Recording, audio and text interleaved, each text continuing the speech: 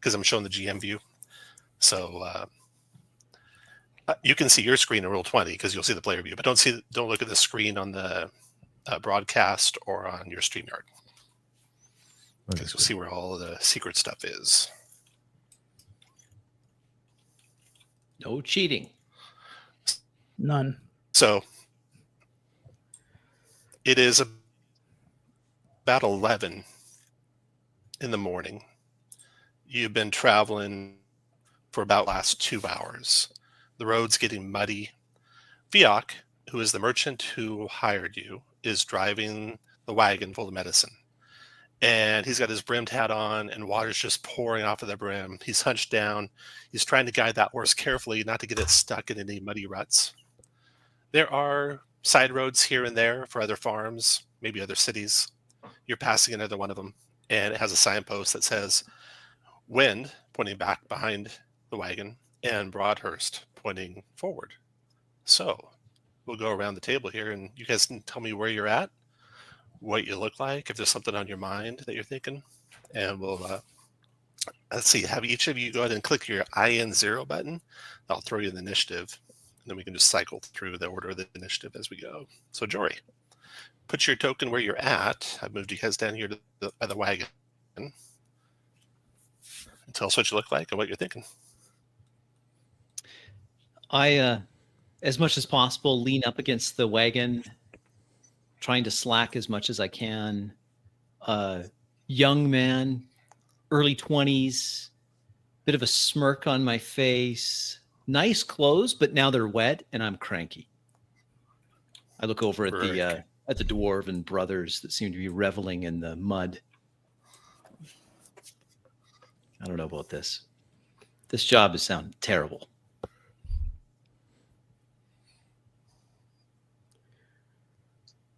Standing on the other side of the cart, sort of trying to keep up the pace. Stony-skinned dwarf with sort of a slate-colored beard speckled with moss. And I'm dragging behind me a large railroad tie. I call out, I don't know, man. Seems pretty standard to me.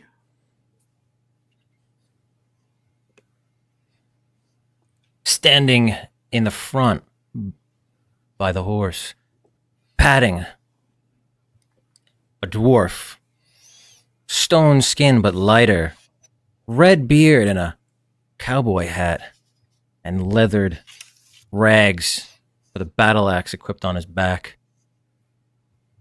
Now, girl.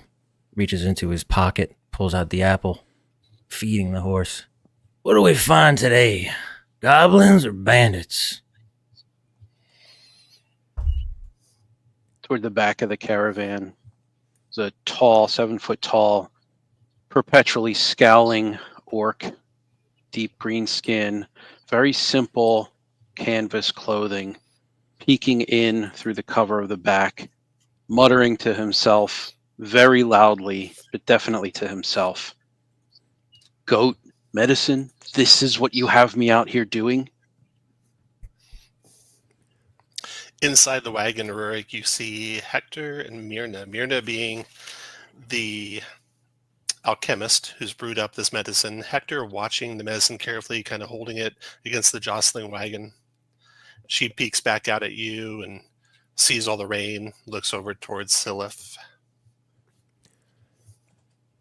I turn and look across these traveling companions I've been saddled with. Tall, wet-haired, stuck to my face, glinting armor. Drumming my fingers on the pommel of my sword, I walk towards Jorel. I pull out a dagger and I hand it to him and I say, follow me. And I walk over to the front of this nag that's seen better days. I look down at the dagger. What? What do you? What? Munching on her Who apple put right him in now. charge? Why do we listen to You hear him? a hissing. You hear a hissing noise. It's kind of staccato as it rushes towards the wagon. Then with a thwack, you see a crossbow bolt embed itself in the canvas of the wagon. Then you hear another hissing staccato sound coming from the north. It smacks with a thud into the signpost right by Bobby. Cover! Another crossbow Take cover! To the north are bandits coming your way. A small band of them. And you see coming out from underneath their cloaks prehensile tails and a snout coming out from underneath their hood. Looks like rat folk. 2 of them have fired their crossbows, and the others have crossbows ready. You guys, Well, girl, I guess I spoke too we'll go soon. with Bobby. Bobby, are you guys going to go first or second? We're gonna go first. So this is you guys decide if the rats will go before you or you'll go before the rats. We got company, y'all. Look Bobby, alive. I'm that's now. the decision. On my way, Bobby. Looks like I spoke too soon, girl, as I pat the horse. My steel rings out as I rip my sword out of the scabbard.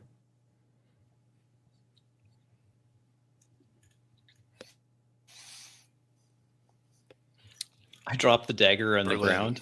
Go ahead. Charging around the mare. Come around to the other side. Bobby, where are they at? Readying my axe and looking in the direction through the fog of rain. Through the rain, you see 2 columns hugging the rock wall, the road to the north of you, and hugging the hedgerow also, moving your direction. Goblins, strange hooded creatures up ahead on the road. Get ready. As I battle stance, legs wide in the dripping rain, next to my brother.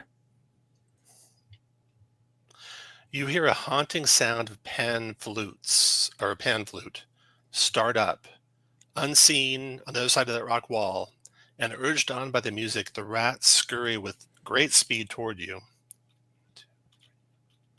Both columns moving fast your direction into range with their weapons.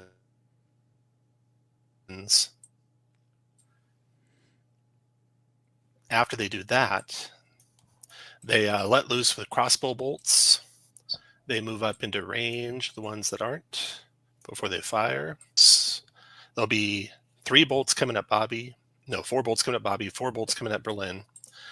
Only the first one will do the full damage here. So this is on Berlin, the close one. This is 2 damage, Berlin. And then 3 more bolts come streaking at you. 2, 3. And they each do 2 more damage to you for a total of 8 damage. Then we got a bolt coming at Bobby. That one sinks in good, 5 damage to Bobby, and then 3 more bolts quickly follow. 2 more each for a grand total of 11 damage to Bobby. I'm ahead. How you doing, boy? Me too, man. Golly. I'm gonna stick my axe in that head. Jory. The medicine. We gotta protect the medicine, right?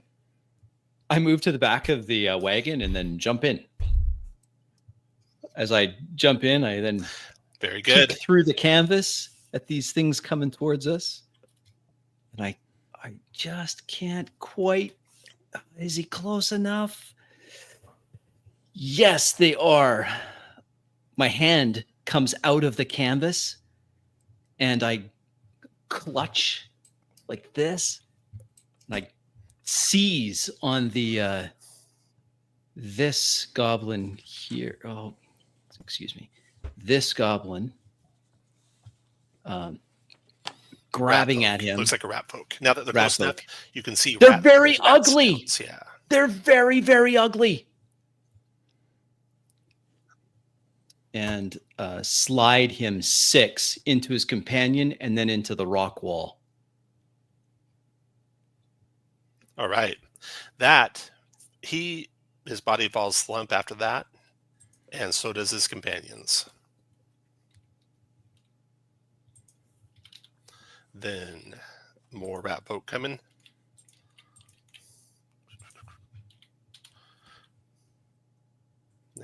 X-ray folk are going to be pouring out from the wall to the west.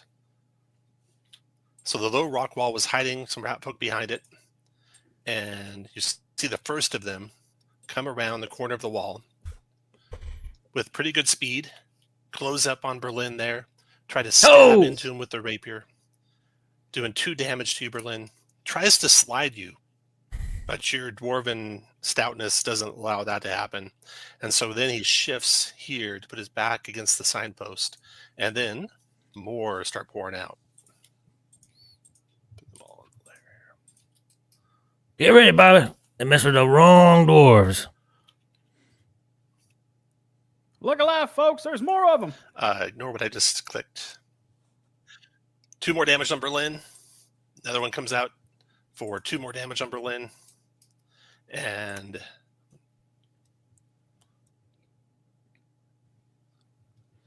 one rushes by Silef, and they seem to be ganging up on your tactician over there. And another companion. The ones to Silef weren't able to get to you in time to attack you, so that's it for them. Bobby, go ahead. That's my brother, you bastards. And I run and then take a charging run at this one, hitting him with a devastating rush attack Took you long enough. for 10 damage. You hit that one so hard, you knock him in. Yeah, it knocks him into his companion, dropping both of them. You all right, Berlin? I'm all right. Look at you swinging. That's how Pa taught us.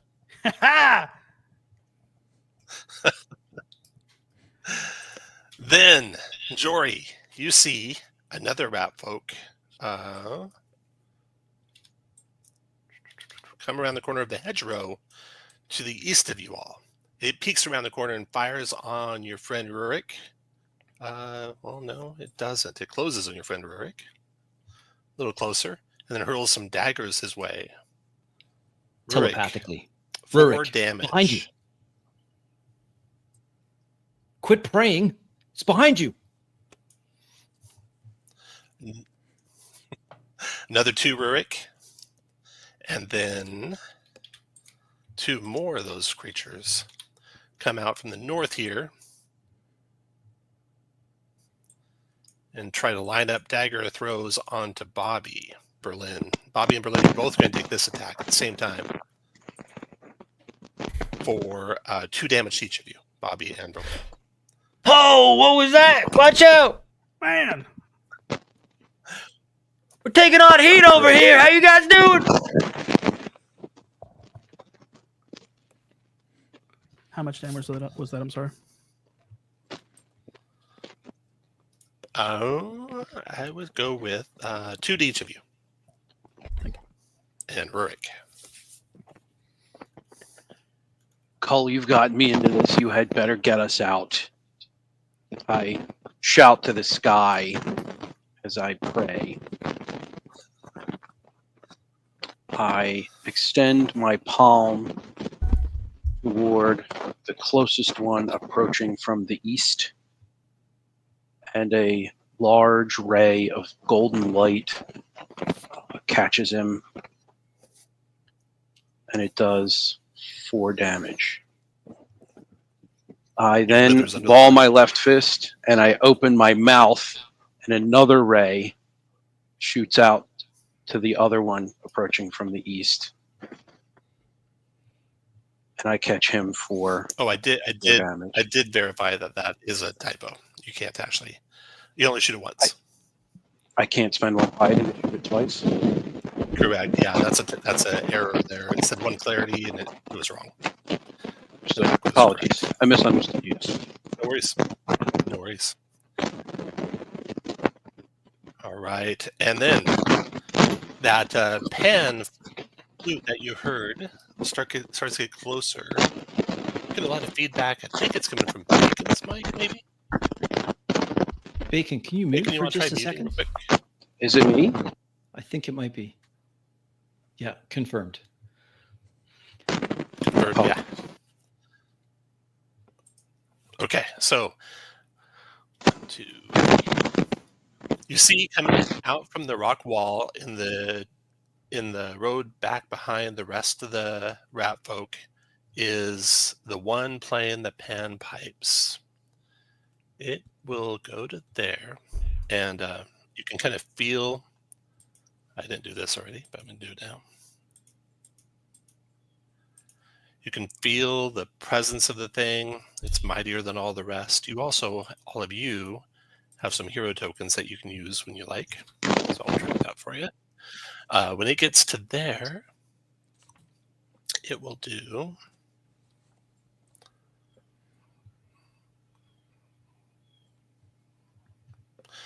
It maneuver to tempo change.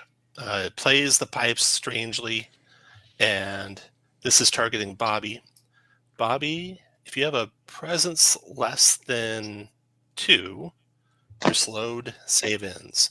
And what that does to you, Bobby, is it reduces your speed to 2. And of course, it's a save in. So then your turn, you make a save to get that away from you. And I think your presence is less than 2. So that affected you. Panpipes affected you. He did that. Then he's going to go ahead and do move up to here with his second. And then side left your turn.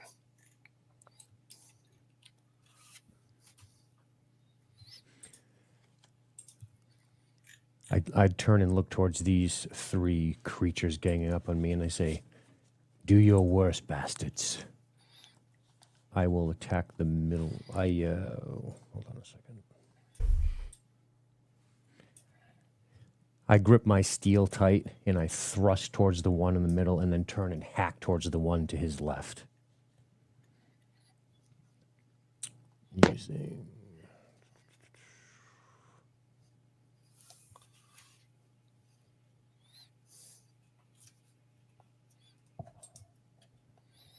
Middle and to his left. That'll be that one and oops, sorry. That one and that one. Both taken down.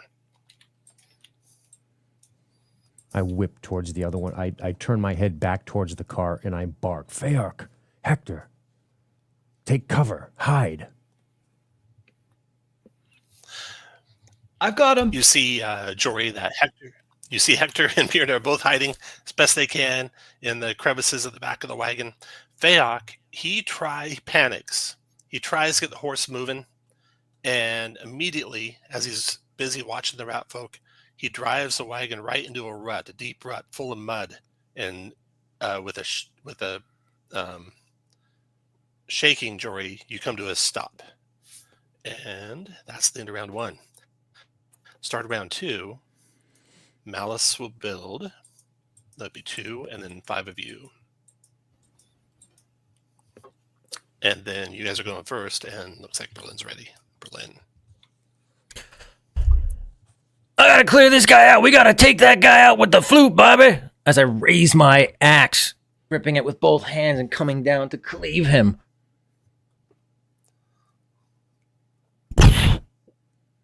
Brutally slamming him. 16. The one just south of you. 8. 8 damage, correct. The one just south. Okay. Correct, yes. There we go. That drops that one. And the one to the west of that one is so overcome with fear that he flees away. Yeah, run! Go on, get! Spin on the ground.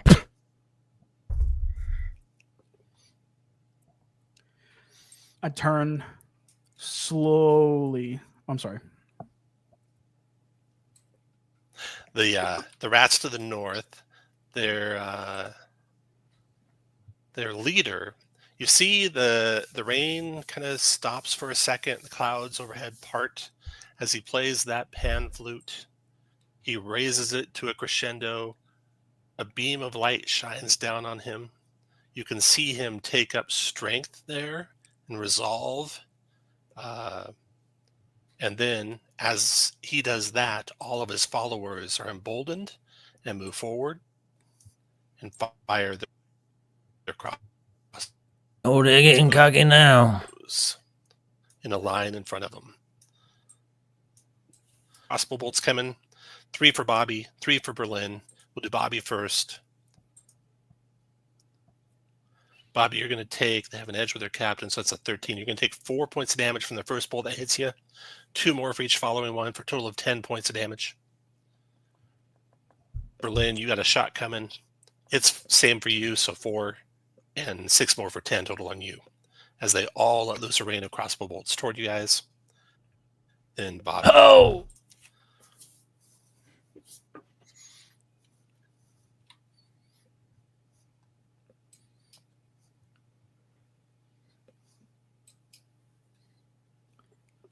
I slowly, sort of catching some of the bolts on my railroad tie, I slowly turn.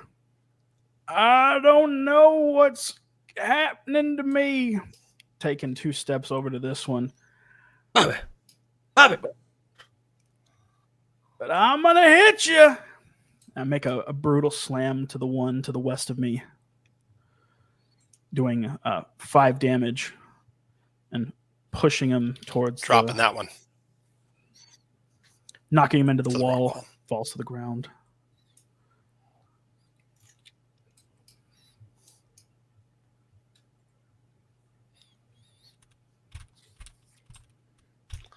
Then there are, wow. You made quick work of the rat folk already. There's one left. It goes now in desperation, fighting against your tactician. It will try to plunge its rapier into Silif. It does 2 damage, Silif.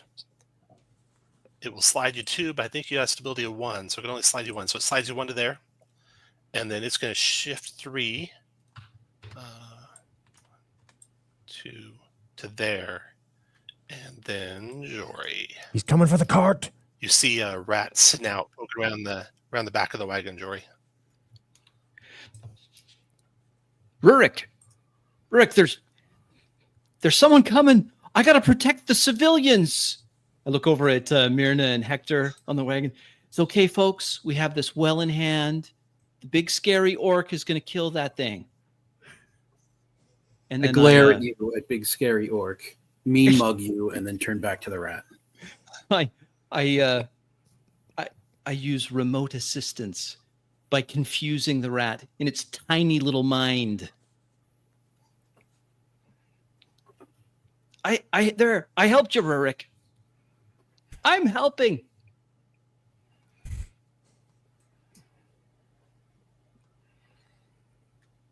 I will. Okay, after you come the mischievers. They, let's see, there's 1, 2. They start converging down toward Rurik, ignoring or skirting past Berlin and Bobby. And then they all try to launch daggers out at Rurik. The first one does 2 damage, Rurik. And then 2 more coming, 2 damage each, a grand total of 6 damage from the 3 of those guys. And then you hear a rustling in the trees to the south.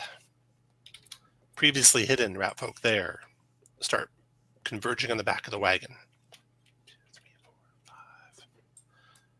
They're there. There. And there.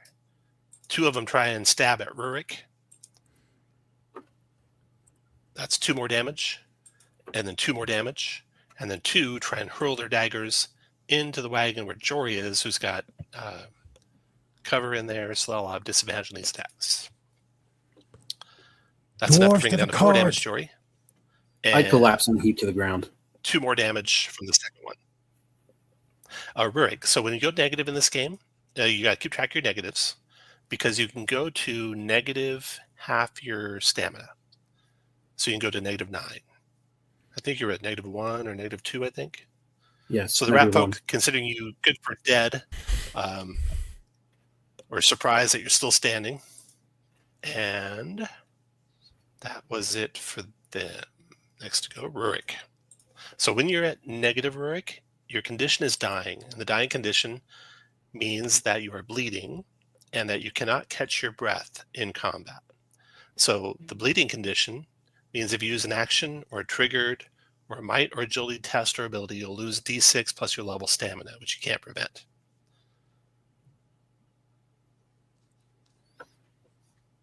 After you resolve it, if you're still bleeding after you resolve it. So if you were to heal yourself and you weren't bleeding after the healing, you would not get that damage. And it's your turn.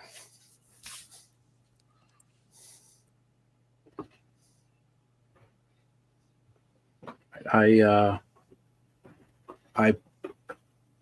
curse call under my breath, and I place my palms as I'm on the ground on my own chest, and I begin to glow with golden light, and I stop the bleeding, and I'm able to stand. Then the maestro's turn.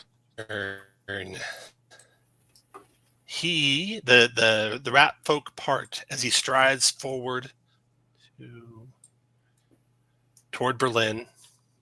When he closes on Berlin, he's going to do a malicious strike.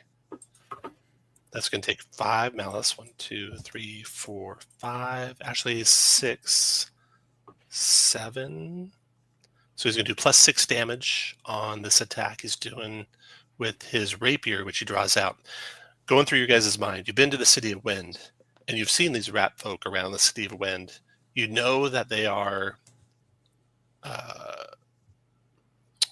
that thieves, hooligans, not necessarily murderous might be your only hope, but they often leave their prey unconscious and in compromising positions. So this rat folk now does trouser cut on you, taking 3 more malice. 1, 2, 3. And that is a 10. So 7 plus 6 is 13 damage to you, Berlin. Oh, my And he would two-handed axe up, trying to stop it. So make sure you keep track of the negatives, yeah. And he would, with that, push you 3, but you're a dwarf, and you got stability of 3, so it doesn't push you at all. It doesn't taunt you, but it does drop your trousers down around your ankles. You won't be able to move again until you use a maneuver to pull them up or kick them off. Oh, my willy's out, Bobby. It's his turn. Sorry, you did something here. Target damage is now live. I hear the cry of It pain. did Feedback loop. 13 damage. It's going to take half of the 13, so it's going to take 6 damage when it does that. Got it. And Silaf, your turn. Observing the chaos erupting around me, I step aggressively into this pack of beasts, swinging wildly.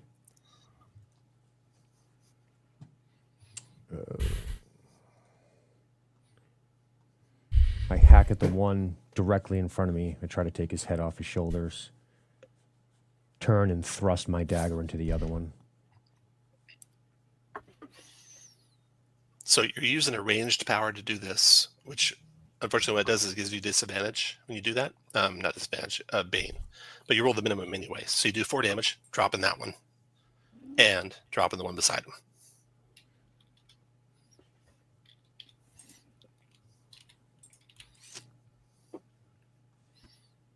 And I'm just going to the next person, but if you ever want to do anything more than that, you let me know. Biak, he's going to hide in the wagon. He crawls through the canvas and gets there by Hector and Myrna and is now under cover of the canvas of the wagon, which is stuck in the mud. And his turn is done. That's then round 2, actually. So now we're coming up to round 3. Malice builds to 3, plus 5 of you. And everyone in the world wants to go first. Berlin, go ahead.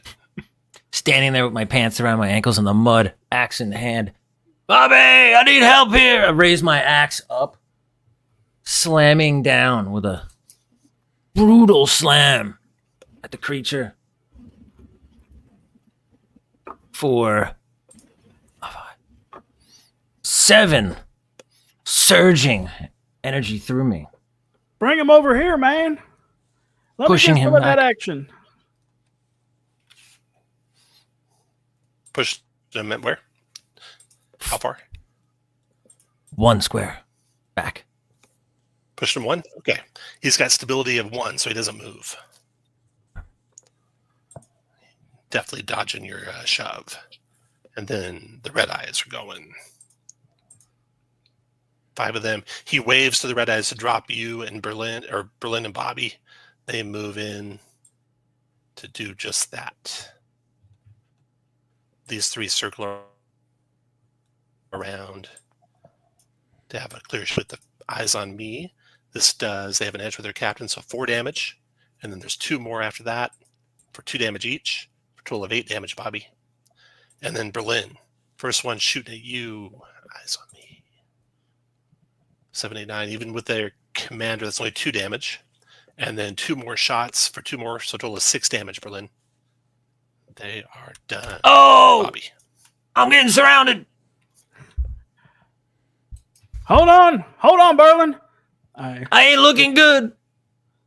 shift here, and with a massive spinning attack, I take the railroad tie and say, "Back, all you! Get back!" Swinging it around, Holy cow. dealing 8 damage. The to rat everyone north of you goes flying. in my vicinity. I knock the The rat next to one, him goes flying. knock him into the other, and doing 8 And that points one of damage. that one's smashed into the rock wall and drops dead. All right, Bobby. The last And, this footpath. I will The- in the motion. I'll take a moment to catch my breath. Okay. That'll get you 11 stamina back. Very good. After you comes them. The mischievers are now going to go.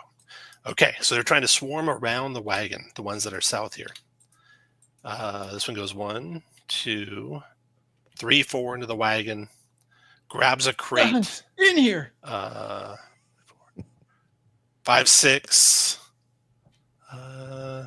Provoking 7, 8 from Jory.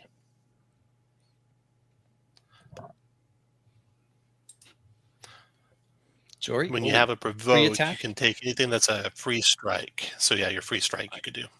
I mind spike him. It's a free strike. You just Yep.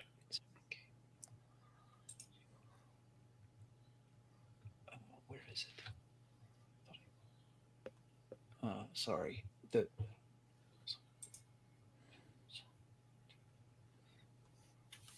Why can't I find it?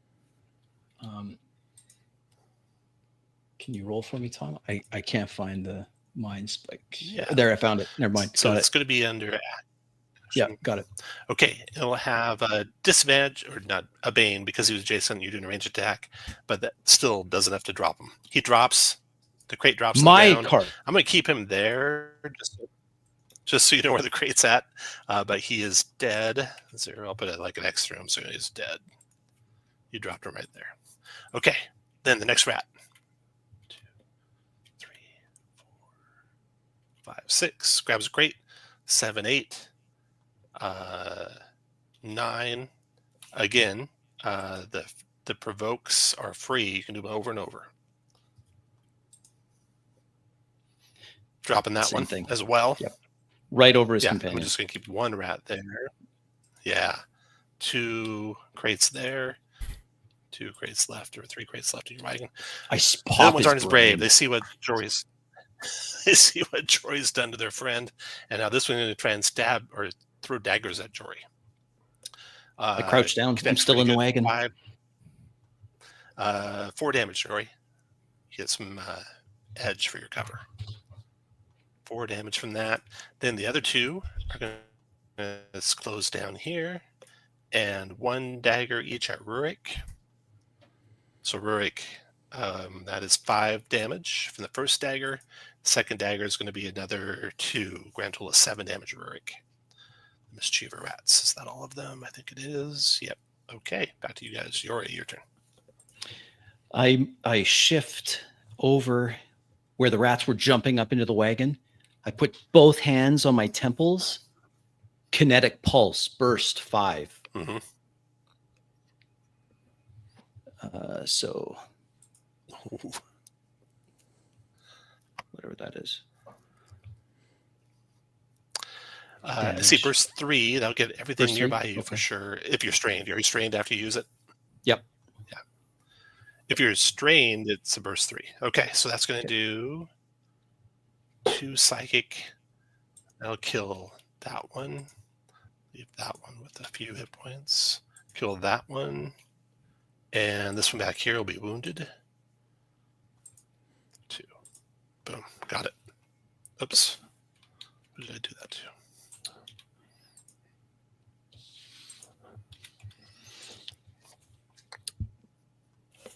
All right. After Jory, the maestro goes again, and round 3, he does Rondo of Rats. Within 10 of him, this is a villain action, so it does not count one of his actions, but all the dead rats stand and make strikes against all of you before they die again. So you have 3 by Bobby. Free strike on Bobby for 2. Free strike on Bobby for 2. They drop. We got 1 here south of Berlin. He tries to stab Berlin with his rapier. That does 1 damage, Berlin. And then we got a couple of risers here by Silif. They stab away for 4 damage, Silif, before they drop dead again. And that's these all rats, the dead I rats thought they were that are dead. by anyone. And then that was a villain action. Then he's going to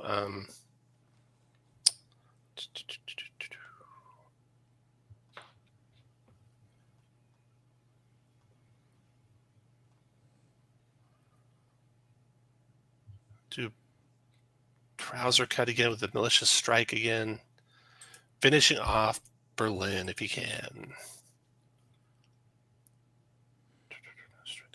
So he's going to do 1, 2, 3, 4, 5. 1, 2, 3, 4, 5, 6, 7. So 6 extra damage with his trouser cut.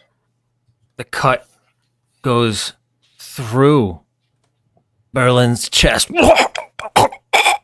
Blood pouring down his mouth as he slumps to the ground, motionless. Berlin dies at the hands of the maestro. 7 and 6 is 13 damage. So that's going to do 6 more damage to the maestro. And Mike, sorry for the late exit. Thank you so much for playing, or early exit. I'm sure your brother will have a good eulogy for you. Okay, that was the maestro. He did that, and then he will tempo change. You're going to get Bobby and Yori in the tempo change. Range 10, and it's going to be, you are each slowed, save ends, unless your presence is 3, and none of you have a presence of 3. So Jory and Bobby both slowed, save ends from that. Maestro's done. Next to go, Rurik.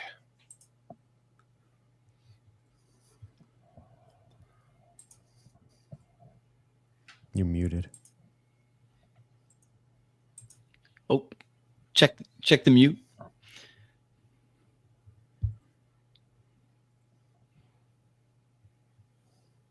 Oh, still can't hear you, Bacon. Sorry, it's a debacle. I collect myself and I take a long stride around from the back of the caravan to the side, having heard the commotion that the brothers were causing. One rat strike on you as you leave for 2 damage. I take a moment to catch my breath, And then I extend both palms toward Bobby. And he's engulfed in an intense gold light.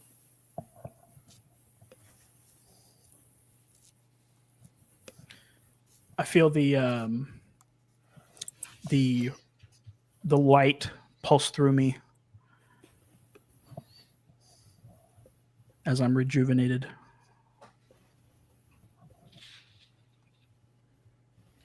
Then Silith.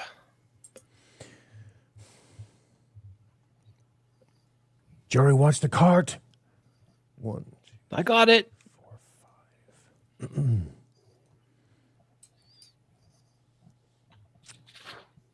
Bobby, Berlin, attack. Excuse me. Bobby Rourke, attack now. I used my now ability.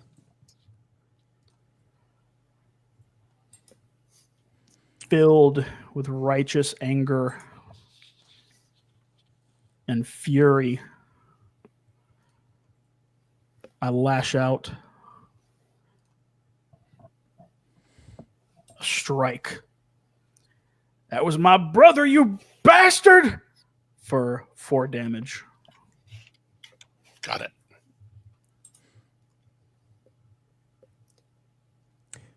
I will sheath my sword, pull my bow out, draw an arrow, and train it on the maestro, looking through the rain, trying to pick him apart against the darkness. And I let it rip.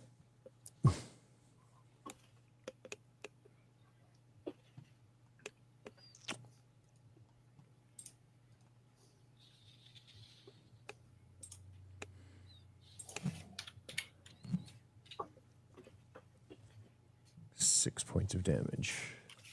Got it. That's the end of round 3. Round 4.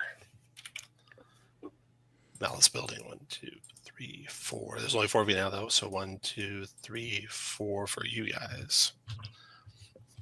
And then you're going first. First one to get to go is going to be, I'll take Berlin out, is Bobby.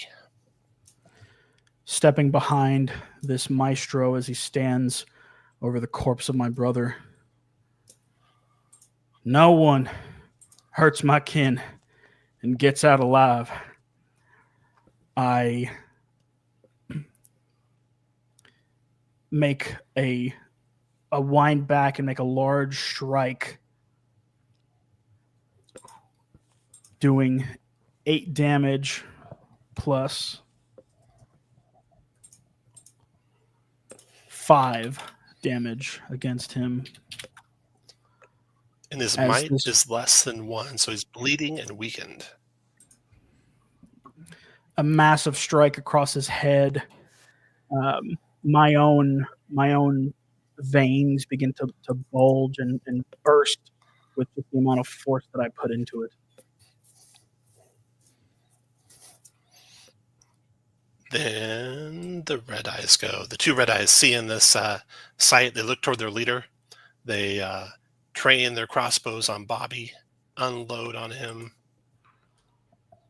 First one does 5 damage, Bobby. Second one does 2 more for 7 total. And then they move toward the exit. 1, 2, 3, 4, 5. Begin running away to the north. In fact, they all start to spread out and run, except for their leader. So, Jory, you're next. Rolling over so I can see the leader, and I see Bobby. And I reach towards Bobby, and I turn my hand counterclockwise, and time rewinds.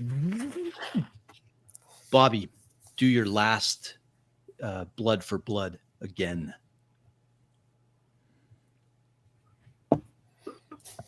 Once again, As he's doing that, I force my mind into the leader, and I strike him with an awe for 11 psychic, and if his intuition is less than 1, he's frightened. Got him. Yeah, he's frightened. and I do 12 damage. Bobby. You mean 8 damage? Oh, you Well, rolled a plus d6 plus or the more. d6. Okay, Yes. yeah, got it. Okay, that rat's on his last legs. Jory's done. The rat's going to take that action to go next to try and get out of here, but he's slowed. He's frightened. He's bleeding. He's actually not slowed. Bleeding, weakened. So he's going to try and move. He has a disengage of 1. So he's a move action to move to there. Another move action, trading his action to disengage to there. Move to there. That's 2 moves. All he's got left is a maneuver. When he gets there, he will do Rally Rodents with 7 malice. 4, 5, 6, 7. He plays his music, summoning rats to scurry atop one another to form a living wall between you and him. It is, I'll draw the map here. How many spaces? 10 stamina per square. Wall and vacant spaces. 10 by 10, okay.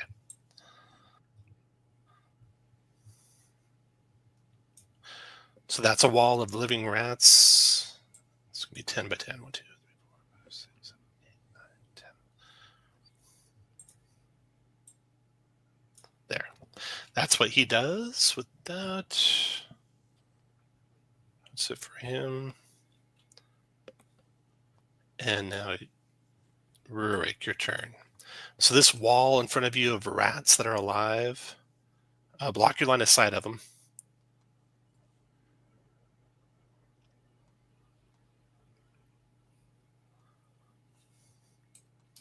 I step toward Bobby as I look down at Berlin, regretting that I was not fast enough to save him. I look toward Bobby and I place my hand on his shoulder, again engulfing him in golden light. Though my wounds are healed, my spirit is still broken. I'm sorry. The mischievers all run off to the gun. Silef, your turn. I rush towards the chaos here, training my bow at this strange wall of rats that suddenly obscured the maestro from me. 2, 3, 4. I take a quick knee and assess the downed companion. Looks like the rapier cut right through his innards. He's not going to make it.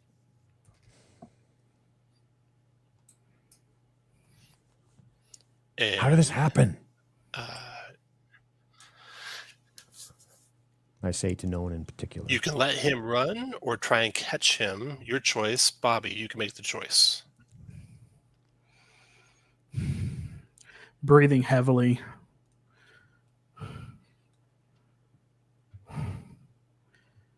To hell with him. I'd turn around and walk back over to see my brother. He disappears into the rainy day, gone. Eventually the rats disperse, and you all are left on the muddy road. One dead companion, rat corpses all over the place, a wagon stuck in the mud. Myrna and Hector climb out. They're saddened at what they see, of course. Myrna crying a little bit. Viok cursing, trying to move the wagon, trying to get it free. We'll stay in order here for you guys. Bobby. Kneeling down in front of my brother. Just running my hand along his head. I take his hat in my hands. Place it on top of my head. Kneel down. I scoop up his corpse. Begin to carry it. We mustn't waste any more time. More may be coming.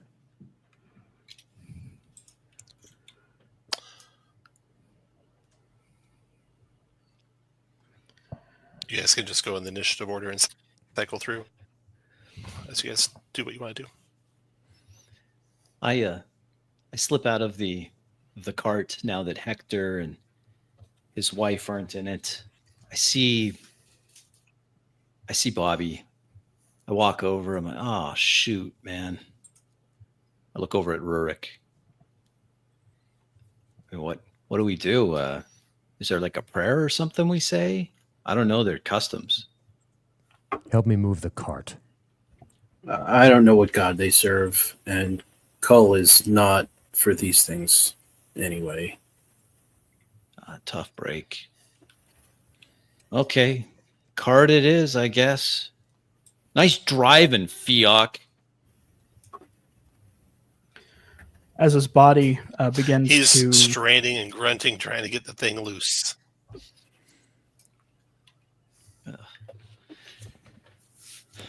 Berlin's body begins to harden and grow heavier in my arms. Like all dwarves, when they pass, he's slowly turning back into stone. I walk over to a section of the wall at a time and begin to take pieces of Berlin and set him, affixing different parts of him on the wall.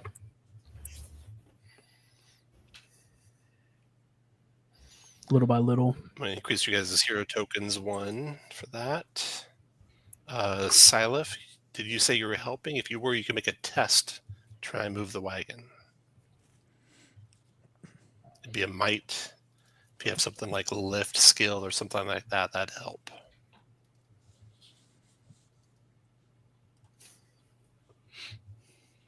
$17.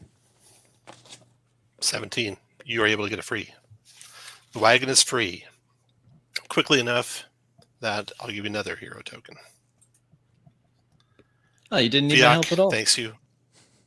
Dips his cap. Hector and Myrna get back up in the wagon. And they're ready to move when you are. I jump up onto the wagon too, hoping that Silif doesn't see. Looking at Silif as I jump up onto the wagon. I walk over to the mud where I was originally talking to Jorl and retrieve my dagger from it, clean it off, stick it in the scabbard. I approach the side of the caravan as it's lurching forward, determined not to get caught off guard like that again. I roam back to the back of the cart and reach into it, come out with a clay jug with 3 black X's scrawled on the front. I pat the wagon, the space beside me on the wagon. Hey, Bobby, take a load off, man. You've been through a lot. My eyes dart to the jug. I return the gaze. There's just one more thing I got to go do real quick. It won't take me too long, I promise. I begin to... Bobby, you shouldn't go alone. Oh, leave him alone. Man, who put this guy in charge? Did we put him in charge? I don't remember. Was there a vote? He's an elf. That's why, isn't it? Oh, brother. I look to Silif. As you get back... Oh, go ahead. Well, you're free to join me. It's just a family custom. I'd be honored. I'm walking back towards, little by little, back towards the wall where I left parts of Berlin. I Fiat gets the wagon going, but slowly waiting for you. I take a deep swig of the finest moonshine in all of our village. I turn to Silif. Would you care for some? I nod in affirmative. Pass the jug over to him. Take a deep swig. Yep, I sort of pat him on the shoulder. Yep, it'll do that. Is it poison? Well, if you drink too much, it might be. I take the jug back,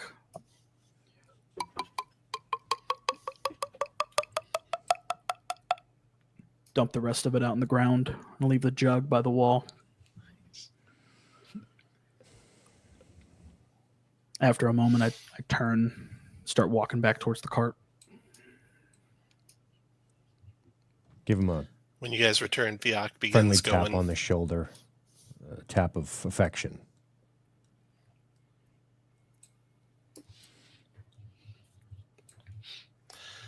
Now we're going to move into something where you guys will keep narrating what you're doing, but it's going to be a longer, broader time frame. It's going to take basically the duration of your journey through the rainy several days you have ahead of you. Downtrodden as you are with the passing of your friend, your horse even seems to maybe be a little downtrodden. Myrna says, if we can find any herbs on the way, that could help make even more medicine. You'll deal with cows crossing the road that you'll have to get out of your way. The wheel will break sometime. Trees falling in your way. Just like the most worst trip you've taken. This is a montage, so each of you will take a turn doing something during the test. You might all help with fixing the wheel, but one of you will star in it. You might all help moving the fallen trees, but one of you will lead it, that type of thing. And when the test passes, you'll want to be successful at this stuff because time's of the essence to get the medicine to the village of Broadhurst. So with that, you can go in the same order you are and kind of narrate. You're looking at basically 3 days worth of travel that you're narrating. We'll go through all of you taking a turn, and that'll be the first day and a half. So we can start with Bobby. This massive tree is fallen perfectly in the way of the cart. Dadgummit! I'm reaching around in and among my things. I grab onto Berlin's axe. My hand sort of trembles as I pull it out. I'll cut her in half. Y'all move the two pieces. It'll be easier that way. Walk over to it.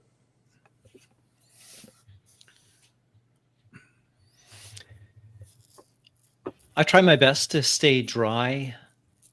I spend a lot of time in the cart, and I get Myrna to describe exactly the kind of herbs that she's looking for. And then I, as a true gentleman, offer to Myrna to help her find the herbs to make more medicine, and leave all this lifting of trees and such to the guy that carries around a railroad tie. Bobby makes short work of the chopping the trees in half and moving them out of the way. And so Myrna shares with you what she's looking for, Jory, and offers, once the wagon's going again, and she hops out and is walking along the side of the road, pointing out herbs, trying to find good ones. You can make a test for that. It's going to be 14. 14. And we had a success from Bobby. Oops, not Malice. A success on the montage from Bobby, and a success now from Jory on the montage. Helping. And Rurik. As we're moving ahead, something crosses the road quickly and spooks the horse. It rears up, and I run up to it as quickly as I can to calm it down, offer it an apple, a carrot, and make sure it doesn't bolt.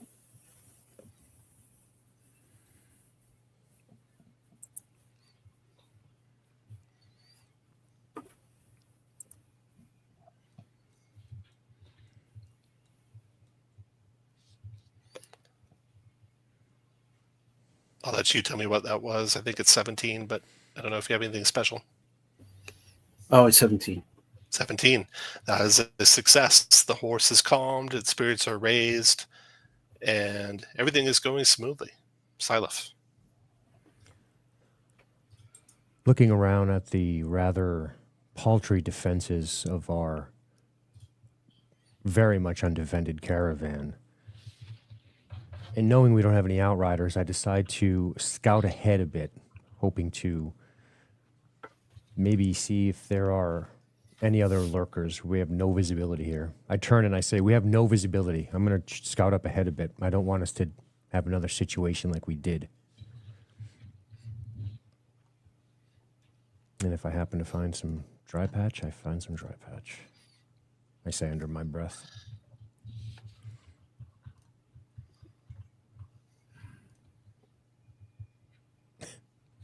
Six. You don't find much in the way of danger, but also you guys have a hard time finding any good place to stay that night, the first night. So that'll be the first of your failures. And Of course, we've hit the elf can't an find anything. interlude in the montage. So the next day that comes along, you are traveling through a area where the road penetrates a forest, an arm of a bigger forest. And as you travel through that forest, kind of a mist rises up. The rain stopped a little bit, but now the very ground is making mists coming up from it. There's shapes flitting through the fog all around you, in front of you, behind you. You're starting to feel like you're surrounded, because suddenly you are. Several armed woad elves emerge from the trees, one riding an enormous stag. Aren't these your cousins? Here. I don't know these elves. He steps right into the middle of the road. He says to probably Silif, "You trespass here, strangers. State your intentions plainly and clearly, and perhaps we will let you live." We want nothing of your land. We are simply passing through. We have medicine for the sick.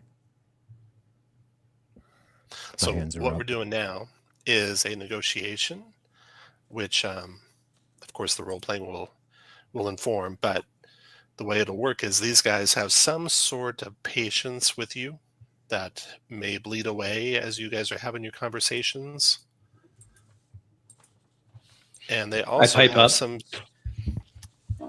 Using my They also have... persuasive nature, I say to the woad elf, "Look, we're not your enemies. We even put an elf in charge." And the first person that talked was Silif. So kind of go over what you're doing a little bit here. These elves have some motivation. You're not sure what it might be, obviously. There's a short list of things that it could be: benevolence, discovery, freedom, greed, higher authority, justice, etc. They might also have some pitfalls where if you were to touch upon those, that would negatively influence their thoughts of you. He said, "You trespass here, strangers. State your intentions plainly, clearly. Perhaps we will let you live." You stated them clearly, plainly. You can make your either reason or intuition or presence, whichever is higher, test. And you're looking to get at least a 12 or higher to positively influence their interest in doing what you've asked, Silif. Okay. So you can just make a test and add your highest one of those three things. 13. Which is a 2, right? So that's a 13. And then you can look at your skills and see if any of them might help. Persuade would help. Glamour. So that'd give you a 15 total. And then you may or may not have special things that can help as well. High elf glamour. High elf glamour doesn't, edge on persuasion test when flirt or persuade, presence test when flirt or persuade. So you're making a presence test to persuade, so that gives you an edge, right? So that's 15 becomes a 17. So you did increase their interest from where it was at the start, rock bottom, not wanting to help you, to a 2, and you're trying to get that interest as high as you can. Right now, they're not going to let you pass, but they're edging. They might help you in some other way. They're at, no but. And then, Jory, you wanted to step forward and say, what did you say again, Jory? I am pointing out that we are led by an elf and his wisdom, and we are carrying medicine for sick animals Huh? I mean, That would be come on. good. So you can make yourself so you got two motivations for them. Freedom, basically, Sylph hit on protection for the wild animals. Jory wisely did not say which animals the medicine was for. They might not have cared about domestic animals, but you're on their motivation, Jory, so you can make a easy reason, intuition, or presence test. This is reason. Telepathically, I say to the bot, I got this, boss. Very good. That's going to be 14 plus 2 is 16. Very good. Okay, that's another success on their interest. So now their interest is up to 3. Being a 16, it does take a little bit of their patience. They won't talk to you forever. Their patience, though, is still pretty high at a 4. So not until the patience goes to 0 is the negotiations over, or they can be over at any time you decide. Right now, you're at yes, but they're going to help you, but there might be some consequences. In fact, I'll tell you what those are right now. Telepathically to Sylph, you're not really the boss. The leader of them notices something you picked up that maybe you didn't notice you picked up, Bobby. I failed to describe this previously, but the rat folk had various things on them. Maybe Fiok has this. Maybe Fiok picked it up. Yeah. He looks at Fiok and he sees some gloves that Fiok picked up. And you recall Fiok taking that from one of the rats. He says, if you give me those gloves, I'll let you pass. And now Bobby and or Rick, you can chime in if you want to try and raise his interest more, or you can accept that offer. I lean over and snatch the gloves out of his hand. What do you need these for? As I hold them out to the woad elf. Oh, those are magical. Let's see what they would do. I hold him back. He looks at them. He says, can you bring them a little closer so I can make sure? Well, I think they're magical. Without looking closely, I wouldn't know for sure. I hand them back. To Fiok or to the elf? I'm sorry, to whichever one said they need a closer look. The elf, okay. Yeah, the leader of the elves strides over with this huge stag, reaches down, looks at the gloves. He says, yes, indeed, as I thought. These are gloves of the gecko, a magical pair of gloves. When you're wearing them, you can't be disarmed. You can't lose your grip with climbing unless you're force moved. You grant Bane to escape a grab from you. If you grab someone, it's harder for them to get away. I will take these for your passage. Fayok? No, I was going to give those to you guys. I just didn't get the chance. You were too busy burying your friend. He lowers his head. Telepathically to Bobby. Just give them the gloves. They don't look like they're going to fit you anyway. They don't go with my outfit. I So step Bobby, it's your forward choice. and I Give say, them the gloves or please. try and persuade him not to.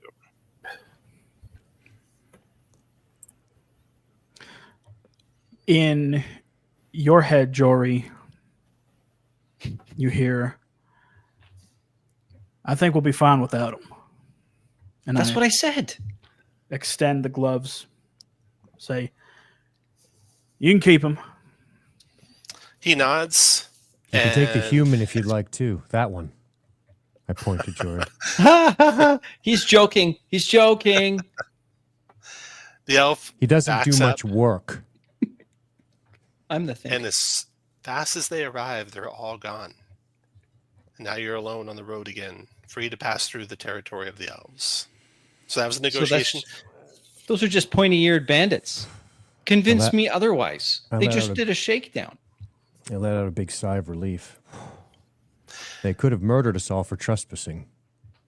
I give Couple a things for glare. you guys. You gained 2 victories after the first encounter, and what that will do is start your heroic resource higher when the next encounter starts, and you gain 1 victory for this negotiation. So you're up to 3 victories now. And that was the interlude for the montage test. Now we're back to the montage test. You can each take another turn at it. The items that you've done before, find shelter, is still available.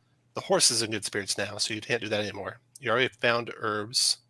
You got the cow crossing, fixing the wheel, and raising spirits in general. So, Bobby. I reach into my things, come out with the jug of moonshine, look over to Fayok. Hey man, you got any cups or other receptacles? Yeah, Fiak rustles around behind him in the wagon and pulls out some cups. Here you go. His hand's a little shaky as he hands it to you, Bobby.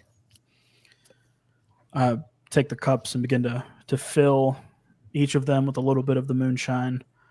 Start passing them around to my friends in arms. I nervously accept. I All right. take a cup and then I pretend to drink as I pour it on the ground. Bobby, you can make a test.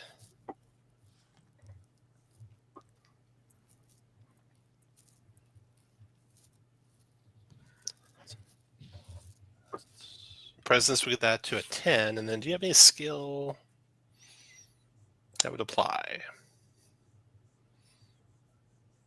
I begin to tell stories about Berlin's heroics and the many adventures that we went on, really bragging about just how cool of a brother he was, bringing that up to a 12. That'll gain you a success, the last success you need for the test. So that puts you guys through the rest of your travels. You're almost on the edge of Broadhurst. You gain another victory, so you're now at 3 victories. I'm sorry, 4 victories, because you had 2 for the first encounter. So 4 victories. With your total success on the montage test, you gain also effectively a couple more crates of medicine. You have the supplies, and when you get to the town, Myrna can make those into medicine, no problem. So now, your last bit of the adventure.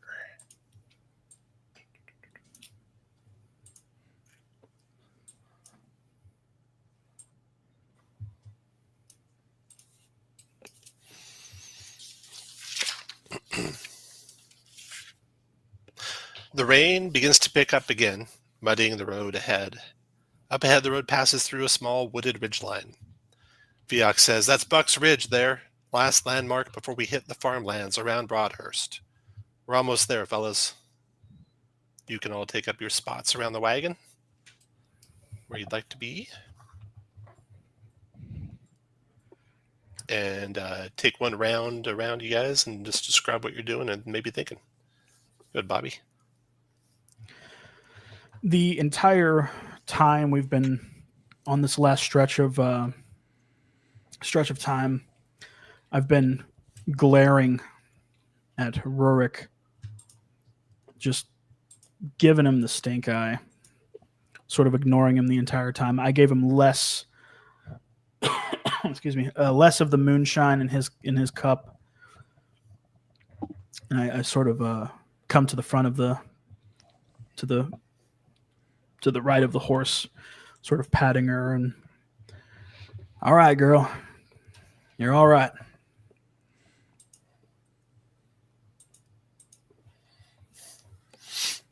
All right, Jory. I walk behind the wagon every so often, looking around. I just kind of moseying around.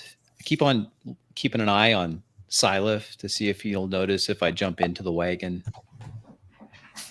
And I start wandering a little closer to Rurik. I start asking him questions. So everyone is tall as you? Like, is that a thing? You're all this tall? No, Where do you get your clothes? they were given to me You got free clothes? Yes. I just keep pestering Rurik with mundane questions. I Rurik. keep giving short, curt answers. Silif. I'm digging some mud out from under the horse's hooves, giving her a couple of quick pats myself. I look towards Bobby and I say, Berlin was a dwarf who really knew his stone. He'd be proud of you for pressing on. Well, knowing Even him, he though- had a couple stones on him himself, but look where that got him. Even though it's been a couple days, you don't get everything recovered. You need to have basically be in safety and have multiple days to recover fully. But outside of combat, you can catch your breath, spend recoveries to regain stamina, so you can do as much of that as you want.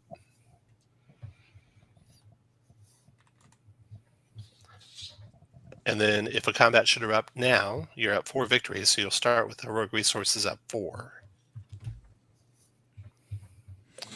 Jory, you're looking around a little bit. Make a intuition test for me. If you have alertness, you could add that. 12. Oh, 11, excuse me. Not 12. 11. 11, okay.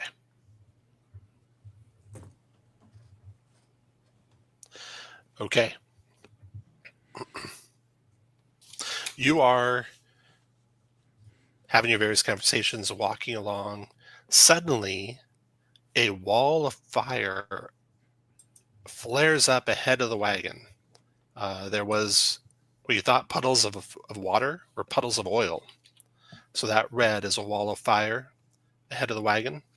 And then descending down upon your position are goblins racing out of the tree line. Goblins are to your south and to your north. And they've surprised you.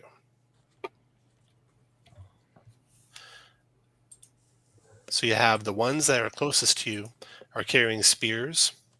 Goblins have extra long arms, prehensile toes. These ones carrying spears. Look alive now! Behind them are goblins with bows. And they're hiding amongst the tree branches and such, north and south of you. Mixed in among them are goblins that have staves with swamp gas coming out of the end of the staff. There's those to your north and your south as well.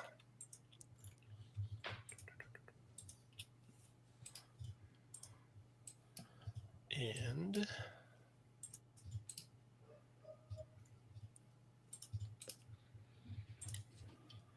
let's be round 1. You guys have 7 hero tokens. Malice at round 1 starts at 9. They're going first. You're surprised. What surprise does for you is it gives them an edge to attack you. It also means you can't use any of your triggered powers until the first round is over. So, but you do get to act mixed in among them.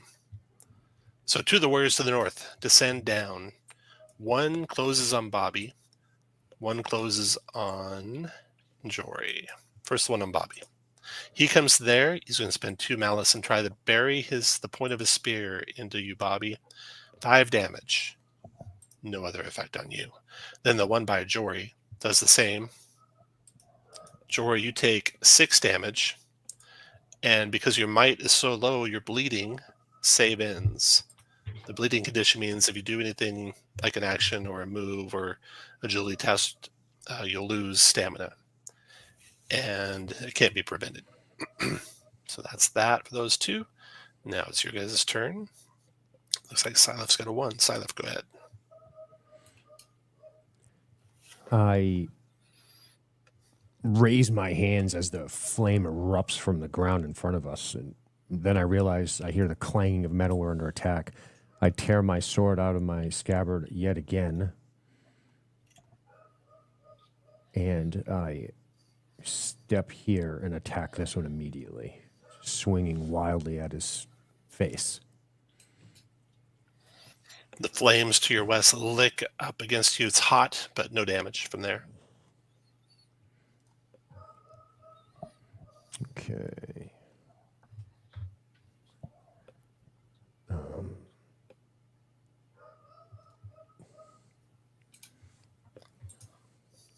I yell at him. I say, over here, over here. 21. Oh, wow. That's a critical. Yeah. So that'd be 13. 13. That nearly topples him with one blow. But he's still standing, made of stronger stuff than the rat folk were. With a critical in this game, you get to take another action. So you can do another action right away. I will finish him off. Seeing him reeling, I step forward and drill my sword directly at his chest.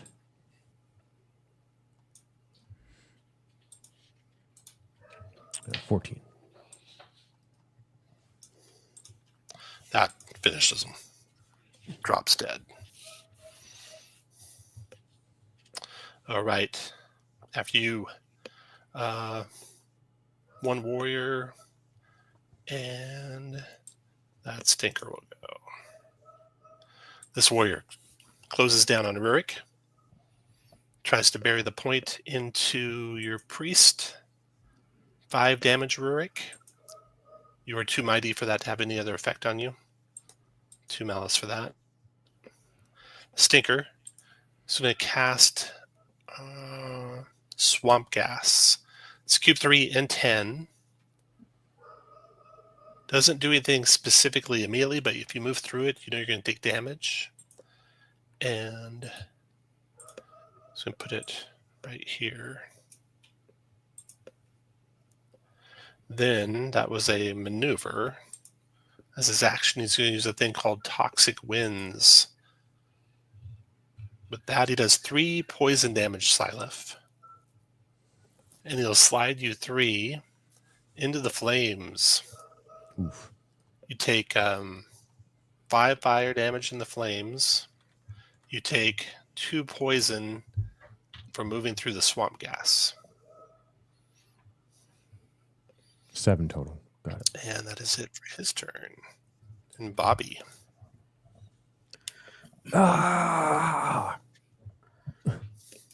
Seeing Silef cast into the flames, I'm hit with a moment of inspiration. Go ahead. Oh, I'm sorry. Hit with a moment of inspiration, I look at the goblin and say, "Monkey see, monkey do," as I vault off of this wall in front of me, and with a massive, brutal slam of my railroad tie, I knocked that buck into them flames. Wow. You knock his corpse into the flames. And that's a critical, so you get to take another action, Bobby. Plus your maneuver and your move. You don't have to take it immediately, just sometime else on this turn. I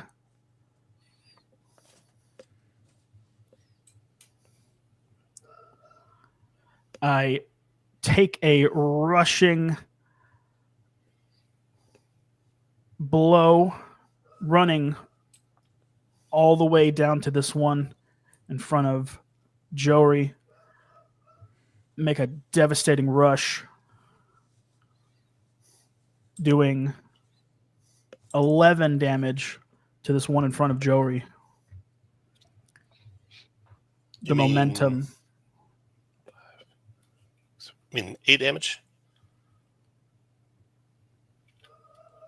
Oh, yes, I'm sorry. Got it. Got it. All right. All right. Now, stinkers are going to go. And I'm sorry. I also the ones in the north. I do 8 attack for my maneuver or my Okay. Yeah. So the next person to attack that goblin is going to have edge on his attack. Then swamp gas erupts around you two.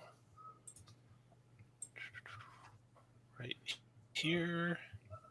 And another one right here. And then toxic winds swirl around. That's 1 poison to Bobby, 1 poison to Jory. Bobby, you cannot be slid. Jory, you can. You slid 1 south, so you take 2 more poison damage for that. And then the other one will go and use his poison winds, toxic winds. And that is 2 poison to Bobby. Still can't slide you. Just 2 solid there. That's it for them. Then Jory. This misty poison swamp gas you're in, Jory, you can see through it. It's a little hazy, but you can see through it. I first am bleeding. I'm still bleeding. I don't know how much damage that is. Sorry. It doesn't do any damage unless you do something. If you use an action or a trigger, Okay. or do a minor agility test, you'll lose. I move out of the stamina. stinking cloud next to Rurik and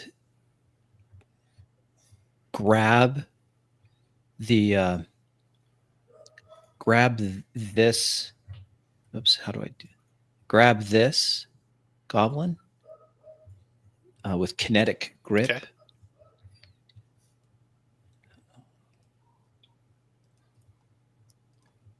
Which will be,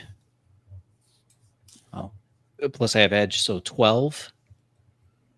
And I'm bigger than him, so 7, slide 7. And I slide him all the way through my square and directly into the goblin in front of Rurik. Okay. So I pull him right through and slide him right into the... He can't stay in your square, yeah. He'll knock that one back, and that one will go there. There you go. And I just double checked, and the extra distance is when you do a melee attack against something smaller than you. And the kinetic grip is just range, not melee. So 6 then. It'll be 6 though. You only moved him 2, so he does 4 damage to both of them from that. Yes.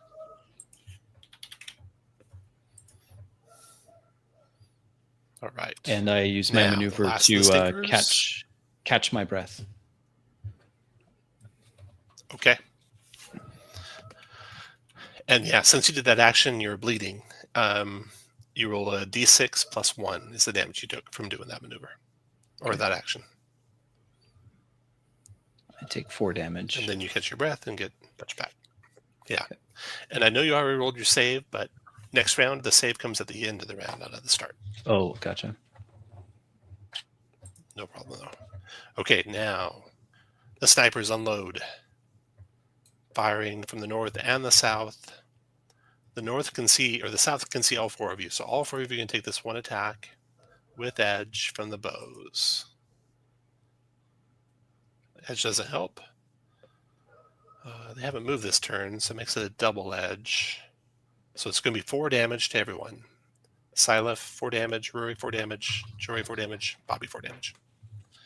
Then the ones to the north are going to fire. They can only see 2 of you. So Bobby and Syleth, you 2 will each take 4 damage from the ones to the north.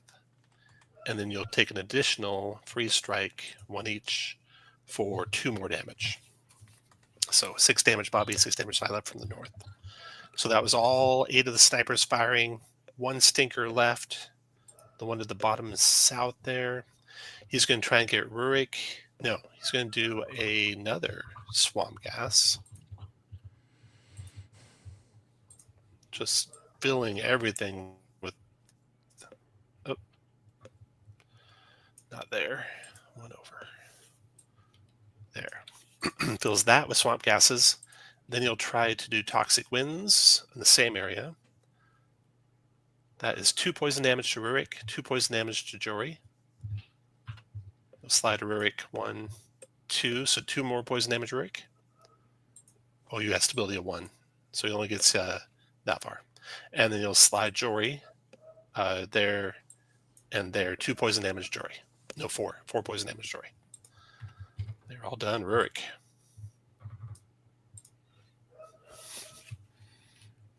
I reach out to Jory and I place my hands on his back, and both of us glow with golden light, and the bleeding stops.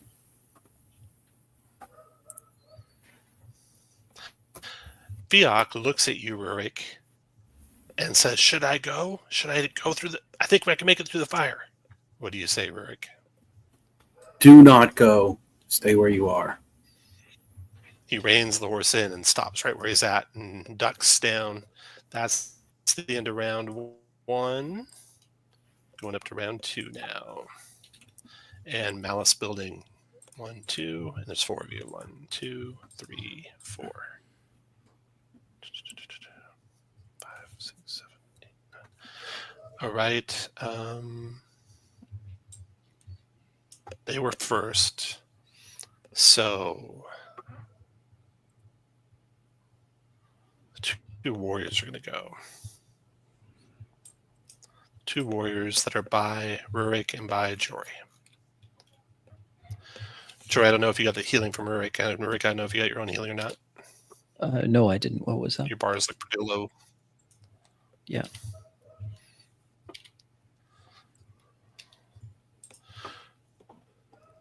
How much is the healing? Rurik, you did healing grace, right? So it should be your recovery value, Jory. You get to spend a recovery, Oh, excuse me. and your bleeding is in. So that'll be, yeah. Thanks. All right. So the goblin southeast of Rurik is going to go and try and bury the point into the priest.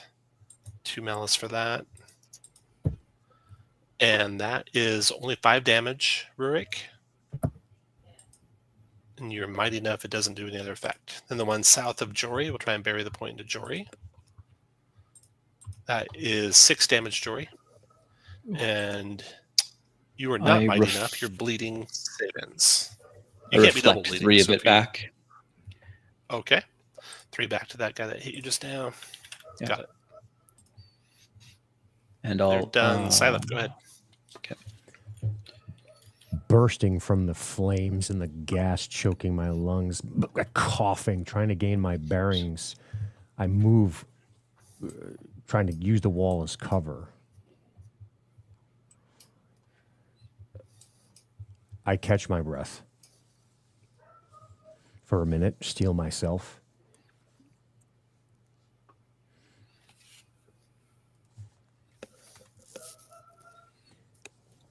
I take my bow, looking through eyes watering with poison stink, and train it on this thing that I'm trying to make out the shape, and I fire at it.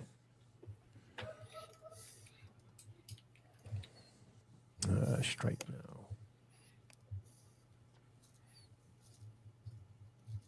Am I doing That's you have someone else go. Oh, sorry. Concussive strike, that's what I meant to say. 10. 7 damage, and if his might is not... it's a possible daze, I guess.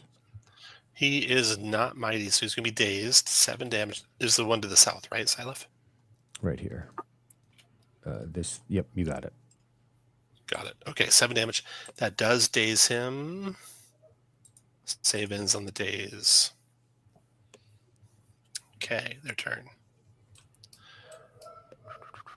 You see movement down the road. 2 goblins jump out of the tree line.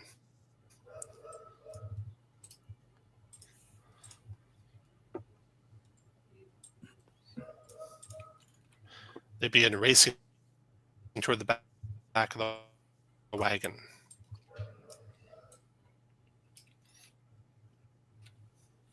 The first one uses shadow chains. 2, 3. From up out of the ground, shadowy magical chains come and latch onto your ankles and try to latch onto your arms. Bobby, Rurik, and Jory all affected by this. Ooh, that is 2 corruption damage to each of you. If your agility is less than 0, if you have a negative agility, you are restrained. So it looks like Rurik, you're restrained. Save ends on that. And that was a move and a maneuver. I'm going to trade his action for another move. 2, 3, 4, 5. That's as far as he gets, but he's got one crate in his hands. And then the other one. 2, 3, 4, 5, 6, 7, 8. 9, 10, 11, 12. Goes to their crate in his hands. Wagon down to 5 crates. That's their turn. Bobby, you're in the choking, stinking swamp gas. No damage unless you move deeper into it. Moving deeper into it. Moving deeper into it. Nice. The damage is... The swamp gas does 2 poison per square you move. 6. Choking in this this terrible gaseous fog, the railroad tie in my hand, I once again go into a spinning frenzy, shouting, "Back! Back, all of you! Drop it now!"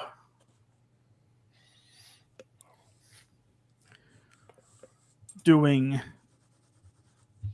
8 damage to each of them, and then knocking them back, each one, if possible. Knocking this one into the wagon, so he's going to take 1 damage from that. Knocking that one back 1. Got it. And then I will catch Stinkers. my breath.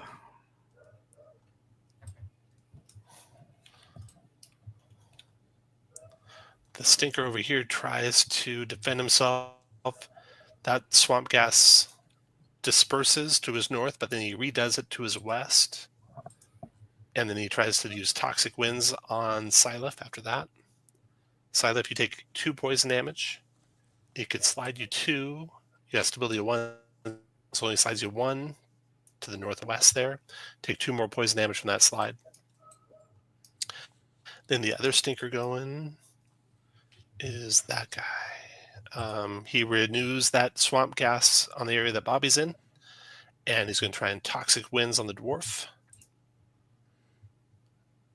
Bobby, you take 1 point of poison damage, and he cannot slide you. You're too strong. Jorah, your turn. I yell out to everyone, "We gotta retreat. We're way outnumbered." I turn over. I turn my head to see Rurik, and I yelled to Fiuk, "Get the wagon moving. We gotta go. You hear the crack of the reins as he does, neigh of the horse as it starts to prod at the ground. Hit a kinetic pulse. Burst 3. 5 psychic damage, burst 3. Killing the one to your east. 5 damage to the one to your south. Knocking him back 1. 1, 2, 3. You get this one over here. Finishing him. 1, 2, 3. Finishing this one. That is it. No, wait. 1, 2, 3. One more over here to your northeast. That one takes 5 psychic. And push him 1 to there. I then move out of the stinking cloud and then up next to the driver. "Come on, Fiuk. Let's go." Bobby, you see 2 more goblins jump out of the tree line and start racing toward the back of the wagon. There. And the first one goes 1, 2, 3, 4, 5 to there. Or actually, to there. And then with you flanked, he will try and sword stab you with an edge. 16, 17, that's a hit for 7 damage. 8, 9, because he's at an edge. 9 damage from that assassin, Bobby. And then he'll finish his move to there. And he will aid an attack against you as these goblins gang up on the dwarf. You see him climbing all over the dwarf. It's not looking good for him. The other goblin assassin rushes forward, takes his sword stab with a double edge onto Bobby. That is 9 more damage to you, Bobby, from that one. They are done. Both assassins gone. And then Rurik.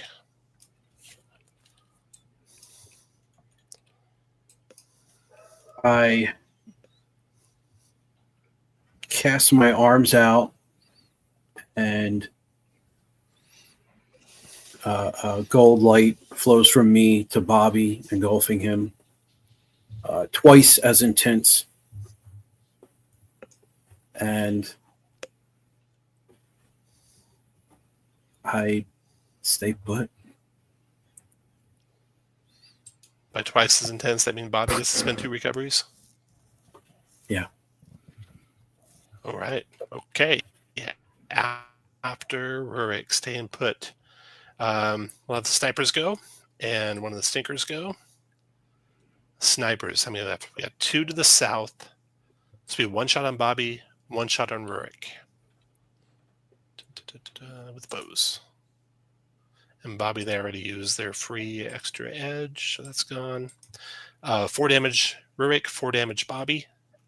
And the ones to the north, we got Jory, we got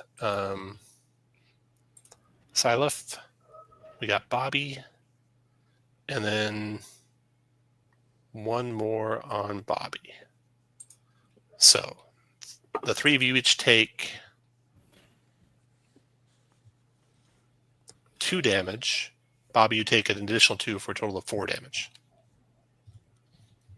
That's all them. Then the stinker. That stinker's got going this to the south. He's going to keep that going. He's going to try and do toxic winds to get Bobby moving. 2 poison, still not enough to move you though, Bobby. 2 poison damage. And then Fiak cracks the whip on the horse, and it's got 5 barrels, so it's got speed right now. It's heavily laden of 4, I think. Wagon speed is 4 if heavy. Boom. Okay. 1, 2, 3, 4. The horse bravely trods through the fire. Doesn't look too much worse for wear. Haven't gone through it. The wagon is taking a little bit of damage from the fire. The wagon looks like it could take about 30 damage, and it's taken 5 so far. So it's at 25 out of 30. The horse can take about the same amount of damage. He's probably at 25 out of 30 as well. And that is Fiak's turn. And the last stinker. The one to the south there. He's going to move his poison gas to here. And then he's going to try and toxic winds on Rurik. Ooh, 3 poison damage to Rurik. And he slides you 3. You got ability of 1, so he can slide you 2. He's going to slide you 1, 2 to there. And that's it for his turn. That's it for round 2. Round 3. Malice is building. 1, 2, 3. And 4 of you left. 1, 2, 3, 4. They go first. Have that warrior go. And one of those assassins goes. That one will go. The warrior's going to try and finish off your priest. He's going to do bury the point with a spear under Rurik. 6 damage as his spear drives into Rurik's gut. I think finishing Rurik.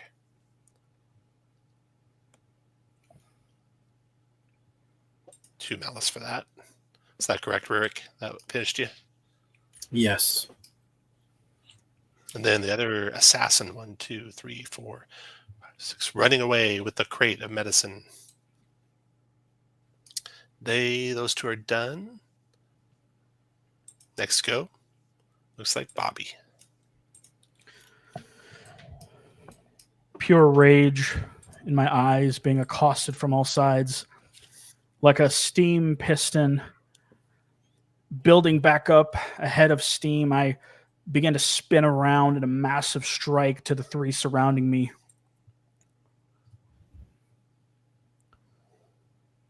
Doing 15 damage to each of them, knocking them back.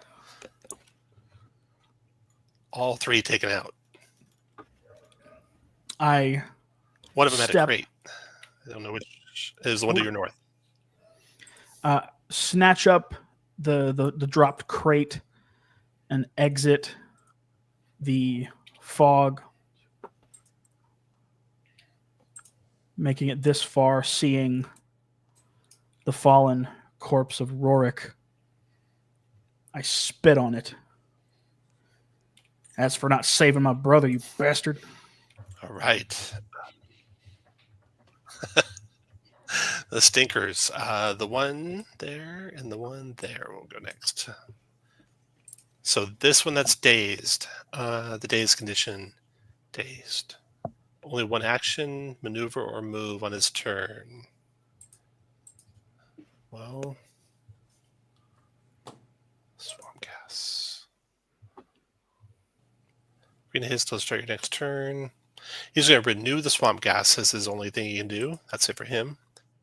The one to the north, he will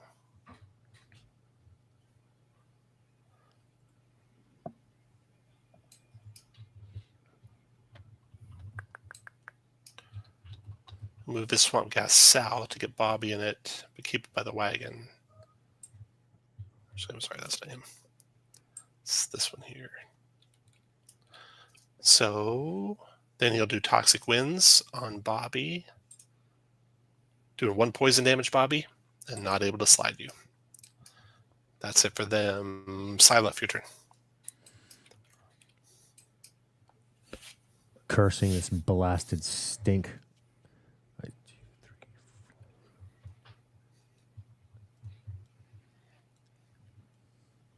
I train. We're my bow. leaving, Silent. We're leaving.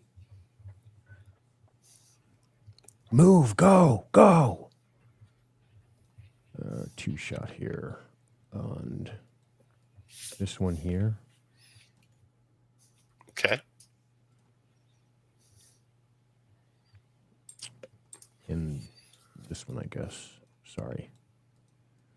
I'm struggling to ping. Okay. That's okay.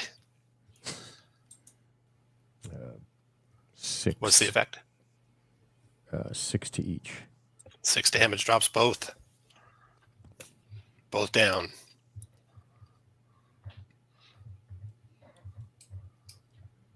Okay. Holy cow. All the assassins, they went down fast. Snipers will go. They no longer have a leader.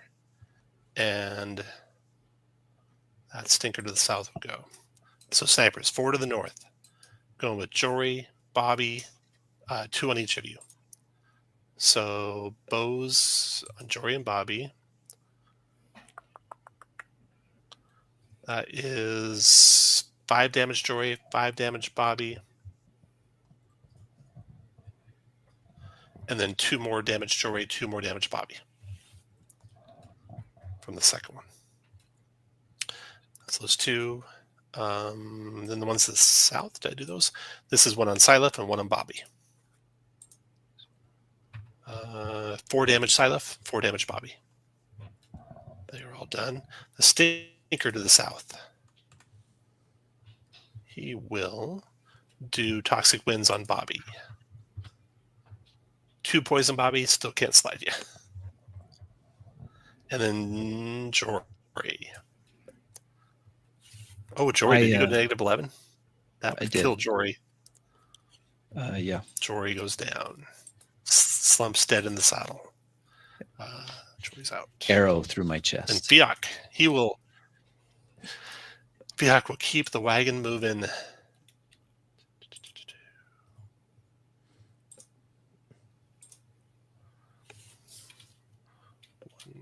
2, 3, 4. There we go. Free of the fire. Moving toward the exit, staying clear of the poison gas, skirting along the north side of the road there. And the last stinker is going to go. This guy far north is going to try and take Bobby out. He's going to move his poison gas to here. Block all of you from getting to them. And toxic winds on Bobby. 3 poison Bobby. Slide 3, still can't slide you. That's in the round 3, round 4.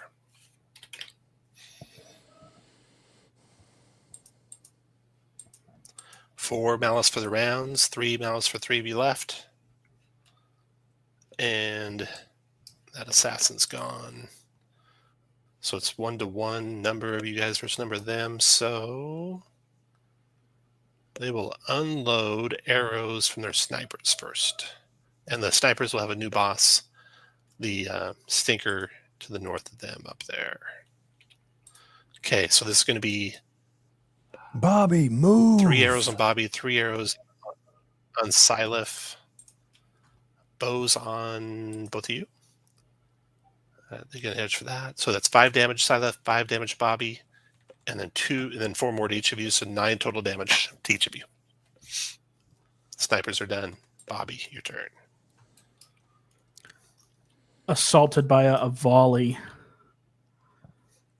I trudge through the smoke, kicking the corpse of Rorik as I pass.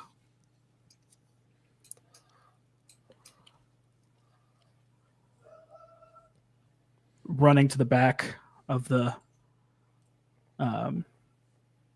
throwing the crate in, and finally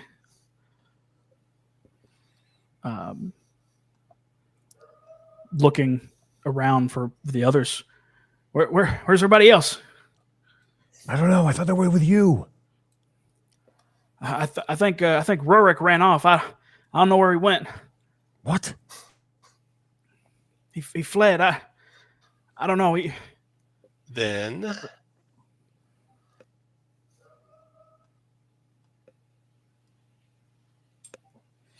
the goblins, seeing you fleeing, the stinkers are going to go for trying to pull you back. The one to the north, Silif and Bobby. He's going to go ahead and move. Well, you keep that where it's at. I'm going to move it to here.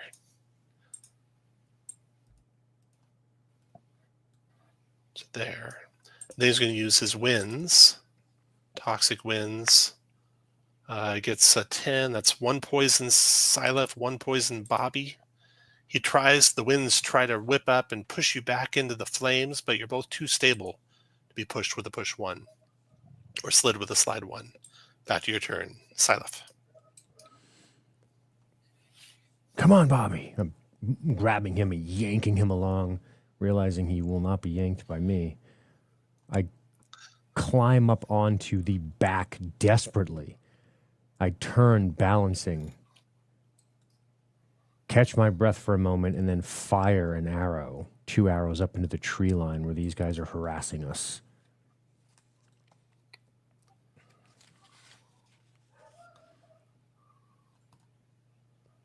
$11 for here. Catching a couple of snipers dead.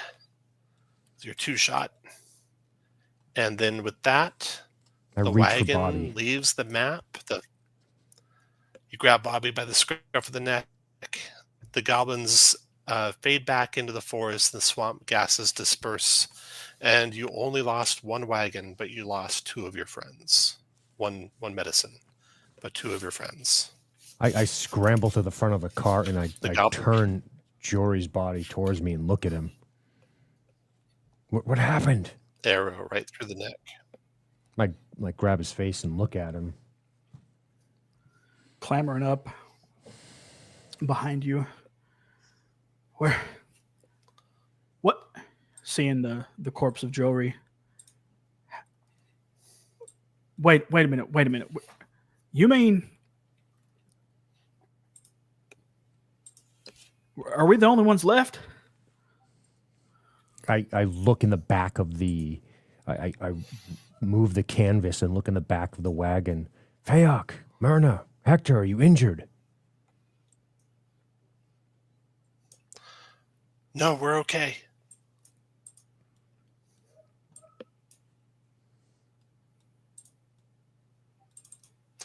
This area is And, not scouted. with This that- is not a well-scouted area. This is a disaster. I know. We owe you our lives. The village of Broadhurst owes you their lives. We never would have made it through here without you. As you ride somberly on, you arrive in the village of Broadhurst. Fiak brings the wagon to a stop near his family farm. People begin to unload the crates of medicine. Myrna looks over the dead, Jory, mourns the dead, Rurik, and she says, "We owe you our lives. I can never repay you, but I can at least teach you how to make some medicine, and she can teach you the recipe for making healing potions." She also gives each of you a healing potion, Bobby and Silef. And Bobby and Silef, you are both gain the local hero title in the village of Broadhurst for having brought the party through, or brought them through all this danger and into the village. Local hero lets you gain a renown, gain edge on tests when dealing with the people of the village, or gain hero tokens each day. I sit somberly in the And cart. that's the end. Any last words, Bobby? I take the healing potion, turn to the side, and throw it into the woods. Walk off. I hurry after him and I say, "Any more of that moonshine?" The little dregs left in the bottom of the bottom of the bottle, I pass it to him. I think I'm giving up drinking. Nothing good. I think comes I'm of going to it. start. I never And meant that's for the you to end. get. Awesome game, guys. Thanks for playing. We got smoked. We got Holy wrecked. Holy shit. We got our crap! asses handed to us. I'm a terrible tactician. My gosh. Yeah. Okay. Here we go. Bring the lads back. Bring the rest of the back. What the- Nice playing with you, Mike. So I got ejected 30 minutes in. Like I pulled the cord and I my god. It's like, Gone. it's okay. He'll heal. He's got lots of hit points. Yeah. Not enough So- catching your breath. Catch your breath, boys. So that was a thing. I was ready to. I first turn. I'm used to 5e when it comes. Like the last time I played it, the last time I played a VTT and was 5e, and I was okay. Yeah, I could do. So I could take a couple more damage next turn. I'll totally catch my breath, and then all of a sudden I went negative. And I was like, Yeah. oh. I can't catch my breath anymore. I want to know Yeah. how Bobby and Silef's adventures continue. Oh, I know, man. right? Good That job, was awesome. Uriah, Dean. Oh, You guys, I don't know how I made it through that. I have no clue. Riding by the seat of my pants, which are You did it. just- That was a It might have been that last heel that I threw your way. That Yeah, might yeah. have done something I think Yeah. so. that you spit on me for. Yeah. Well, you let my Yes. brother die. So. The worst part is he said, when I said what happened to Rourke, he goes, "I think he ran off." I know. So now I think Which he's is a great. coward. That was so great. Like that character development was absolutely Yeah. fantastic. Oh my Absolutely god, that was awesome. funny. Yeah. Well, Uh, big thanks to you, Tom, for doing this for us. You're welcome. Lots of juggling on your part with all of the There's stuff. a lot to that game. It's a complex game, isn't it? Yes. Very Holy complex. cow! Yeah. Yeah. Can I just? Yeah, it is. I just gotta mention something. Before the game, we were all like, thinking about how long the game would take. I know we had 4 hours kind of carved out just for the session, and we're like, Yeah. we may need to take a break if it comes to that. And well, if we're staying in character, our turns are gonna go by pretty quickly. So we're not gonna take the whole 4 hours, and we didn't. Everyone basically died, but Nobody Three anticipated of five that. didn't make it. Mike took a break at the 30-minute mark. I thought for sure there was going to be a way we could heal him, like get him back up. Like, oh, he's back. Nope, he's gone. We could do some 5e hand waving. He's alive. He's Yeah, alive. yeah. I'm glad Wow. Tom didn't. Tom's like, you're dead. No, so Tom, I gotta say, dude, like I'm impressed with that. Like, I can't tell you how many GMs in the past I played with that are afraid to kill players.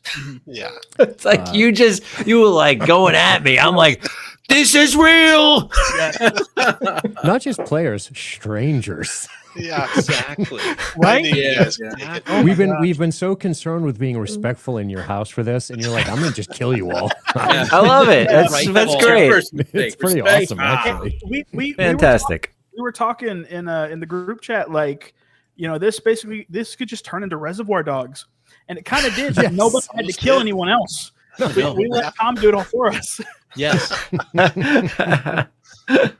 You're not gonna die. Say the freaking words. Oh man. I had a great time. Yeah. I did too. Thank you, kindly. I did was zero marking. Maybe we'd still be alive if I did.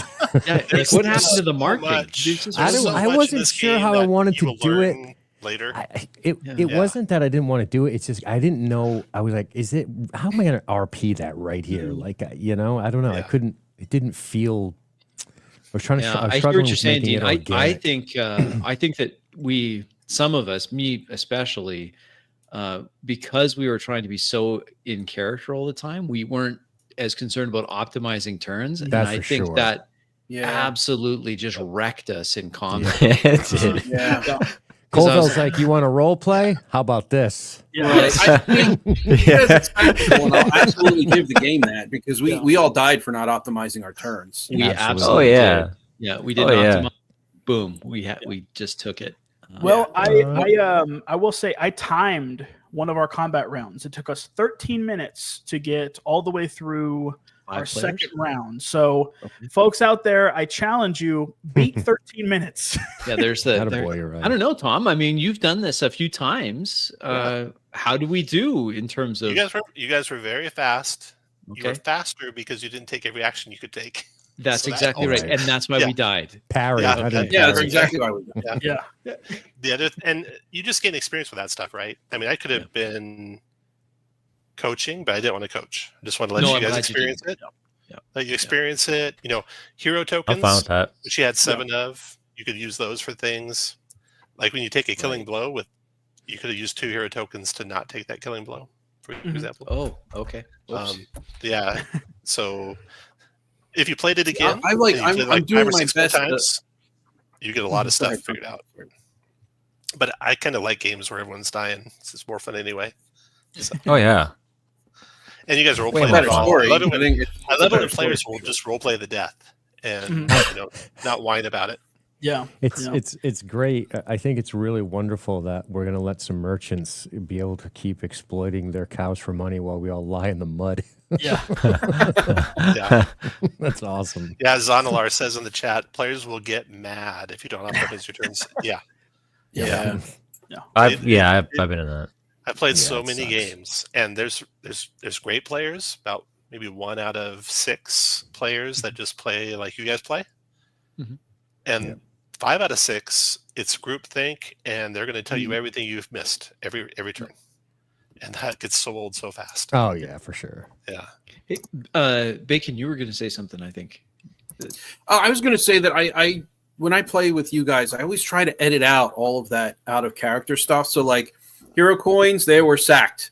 Like all that's they just I black holed it because I just wasn't trying to break character like that. Now clearly, this is a game where they expect you to optimize, right? I mean, you have to get any headway. So shame on me, I guess, for treating this the way that I shouldn't have treated it. We all were Bolton in that Throne, same we're already boat. done. We had just killed them all. Could have called to your god. Yeah. Grant me a hero token. Yeah, right. I beg of you. Yeah. Oh, Man. I got to say, I don't blame Matt. You know, I'll be honest, there were a couple times where I'm like, I Get off kind of your really want to phone. get on my phone right now. You know, I'm watching you. I keep thinking you have a phone in front of you. that is nothing to say. That is nothing to say anything negative about Tom. Tom, thank you so much for having us. Thank you so Yeah, much. you're thank you. welcome. Huge Welcome. thanks to Tom. Yeah, Absolutely. putting all of this together. Thank you, Tom. Running us through Truly. all of the stuff with all the hotkeys, everything about Roll20, just like the time and the dedication that you put into this is Huge. unmatched. It is unmatched, and anybody who gets to play with this guy is a lucky player. Yeah, they Wow. absolutely are. And we'd love to return the favor for you, Tom. Yeah. So Oh, yeah. we Sometime. would love to have you join one of our games. I already, a bit of a spoiler, there will be no VTT, but we absolutely would love to have you join us in one of our games for sure, and return the favor. So Yeah, very kind of you. Speaking of Absolutely. Crispy, when are you going to GM Draw Steel? Yeah, this is not in my wheelhouse. I felt like I'm the weakest link here, and so I'm like, I'm going to play the weakest link because that's the only thing I can do. Easy but D6. Some cool things. You know what I found personally missing, and this is not Tom's issue, is that this was a game that was built to be more cinematic, but I felt like the emphasis was really more on the tactics, and that's not. Yes. I don't think that's because it was run wrong. I think this was run according to what it's supposed to be. Mhm. The cinematic, though, I was kind of missing it. In So, fairness, I was looking at their definition of cinematic, and it's really what you guys do all the time and what good players do all the time. Cinematic is you can feel, you can picture what's happening, and good players can describe what's happening. So they say cinematic keyword is about how we like abilities and features to be strongly evocative. You can imagine your character doing or saying these things. That should be all role-playing games. Yep. Right? Yes. That is role-playing. Yeah. That is describing what it looks like your character's doing. That's what cinematic is. So that's their definition of cinematic. Their definition of tactical is where I diverge from what they want to do. And this is the way they like to play it. Some players are this way. Mhm. I like tactics, but more like individual and group, just having small, quick discussions, Mhm. not the teamwork. That's why the order of combat works. Yeah. You should plan out your turns. Yeah. That I Oh don't yeah. like. See, like this is antithetical to what we do. Yeah. Okay, Right. you use concussive slam on that trooper, then I'll push him back, or Yeah. it'll Yeah. push him back, and then on my turn, I'll use squad exclamation forward exclamation to Yeah. get use of, so that kind of thing. Because we're trying to respect the time of your world, Tom. So it's Sure. no, we don't have time to do that kind of thing. If you shout it out, I was really yanking Dean's chain most of this game, so apologies It for was that. but great. It was the Fantastic. tactician should shout out things, sure, Mhm. but in the time that it takes for this to happen, not all right. Let's sit down, have a bit of a, we'll strike a committee on the range side of things. We'll Right. strike a committee on the melee Yeah. side. Yeah, I think the game achieves what it aims at with the tactics. I think that that rings real I true. Yep. Don't I know haven't about played that cinematic way. though. I haven't played that way for a long time. I squashed that when Good. the group gets into groupthink. I'm like, no, stop. Let him play his character. Yep. Hey, Yes. you playing your character. What Yeah. are you doing? Everyone else be quiet. I And appreciate let's that. move on. You know, It's and interesting. you can play this game that way. We just Mhm. illustrated you can play it without having groupthink and tactics. You can Yeah. just Yep. Anything Just you takes can- more time. maybe Yeah. dial down the enemies a little bit. Yeah. Maybe for Well, starters, don't So, have somebody- so one of the big things that like Colville's known for is his reinvention, reintegration of minions. The guys who die in one hit. Yeah. And for this being the free adventure for level 1 characters, it's like I don't think there were any minions in there. There's Golly. actually lots. Yeah, a lot of Really? those things are minions, but they Wow. don't have just one hit point. They have like 3 or 4. Gotcha. Okay. So every time you gotcha. were making an attack where you're dropping more than one, it's usually Mhm. because they were minions. Sure. So Gotcha. I would have you drop one and then another one would run, or you would drop 2 if they were close together. Sure. That's because they were minions. So Makes you did have a lot of minions in this one. Sure, It's sure, just sure. that they didn't have a sign over their head that said minion. Right. Yeah. The different colored health bar. Which they say you're supposed to do in the game. I should have shared with you how minions work, but I don't. I don't. Yeah, I'm glad you didn't. Honestly, Yeah. like Yeah. to me, it would be just another thing of, okay, now I know which are minions. Now I don't. Yeah. I'd rather not know that. I like the fog of war kind of thing. Yeah. Mhm. Yeah. I never got to In my- make. I never I get did to a make how-to video Jory for this clean adventure. horse hooves because we got attacked. I did a how-to video for this adventure, and I kind of set up the encounter here, and I had them all color-coded and everything. And I watched your video about the color-coded face paint. I'm like, shit, I can do something different. So I kind of came up with a way that I had little colored dots on them all. I'm like, oh no, Yeah. no, I'm not here into that. So I came up with a way to track the groups such that I could have the groups. I knew who they were, and I didn't have them all color coded, so it looked more realistic. There you go. Boys, you can blame me again. Yeah. It's interesting because you have a tactical game, and then you have people deeply interested in role playing, which is can be antithetical to tactical games. Like you're if you strip away the role playing, you could play this game probably enjoyable as just a tactical move minis around, kill each other game. So It's like a war game. we're trying to bridge the gap between that on top of being like, okay, I have 9 powers. So you, in the moment you're like, all right, how, am I going to be able to communicate this in a way that's role playing like? And when I couldn't think of a way, I just decided to not go optimal and to just go, I'm going to do the thing, the visceral thing, which is to charge, to hack, to step in and fight. And That's what I did. yeah, How do you have 9 abilities that you're supposed to figure out how you're supposed to communicate them in a role-playing sort of way. Like eventually, Right. after like 3 or 4, your brain's just going to block stuff Well, out. It's gonna I shut think it right. I think that's, Bacon's that's where right. I was. Yeah. And then the other thing too, Bacon, is that you have 9 abilities. I have 9 abilities.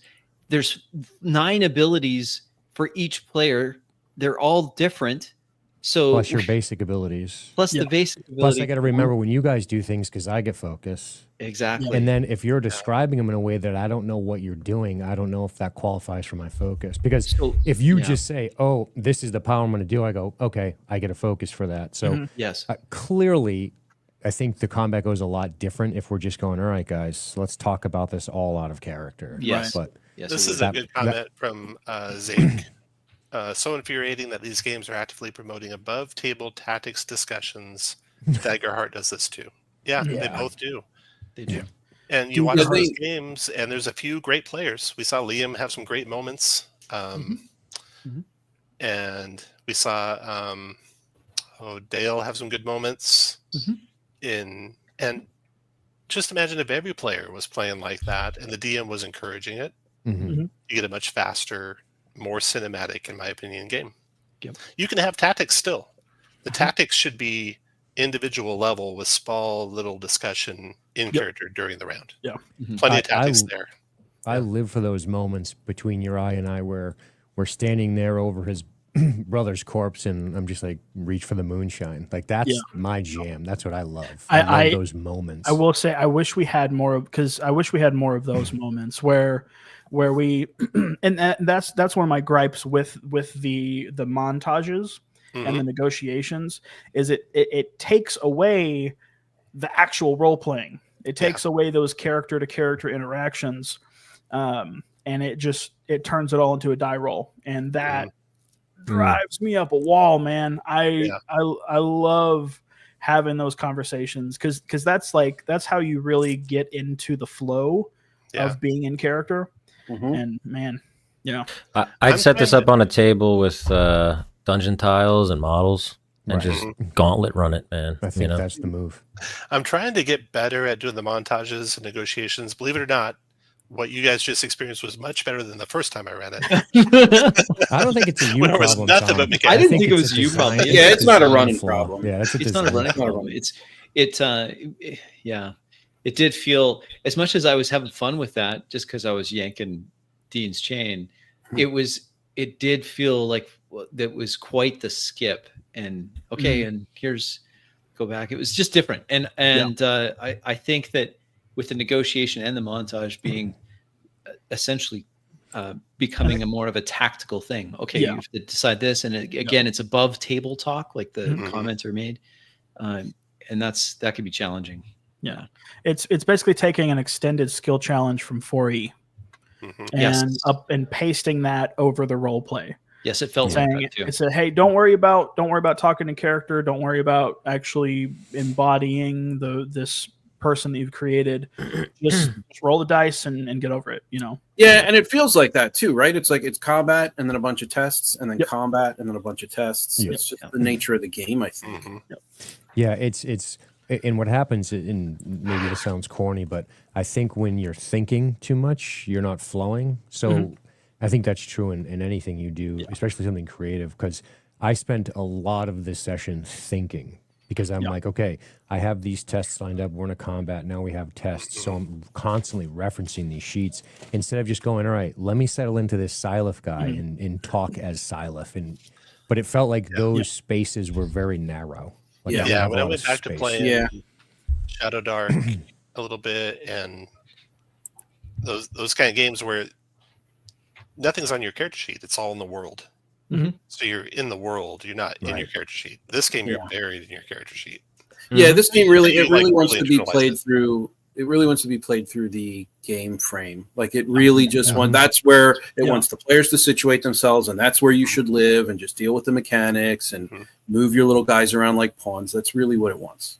Right. And that's how it's written. They even write it that way, right? You have a tactical discussion, but you can play it differently. You guys demonstrate it can be played differently. It's a different mindset than the writers envisioned.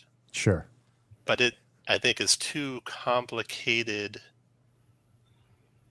You don't need that much complication to play it as a role-playing game. Max It has can be very simple to play a role-playing game. I was just talking about this on my Discord channel. It's like, I just want a game that's simple enough to get out of the way, to go on cool adventures, do cool things in a world, and not have to force my way through the mechanics to make that happen. Right? No, that's right. Now, Tom, we had used pre-gens. These were characters that were pre-generated. Kingmaker got greased within the first half hour. How long would it take for him to roll up a new character? I don't know. I think a while. Question. 3 weeks.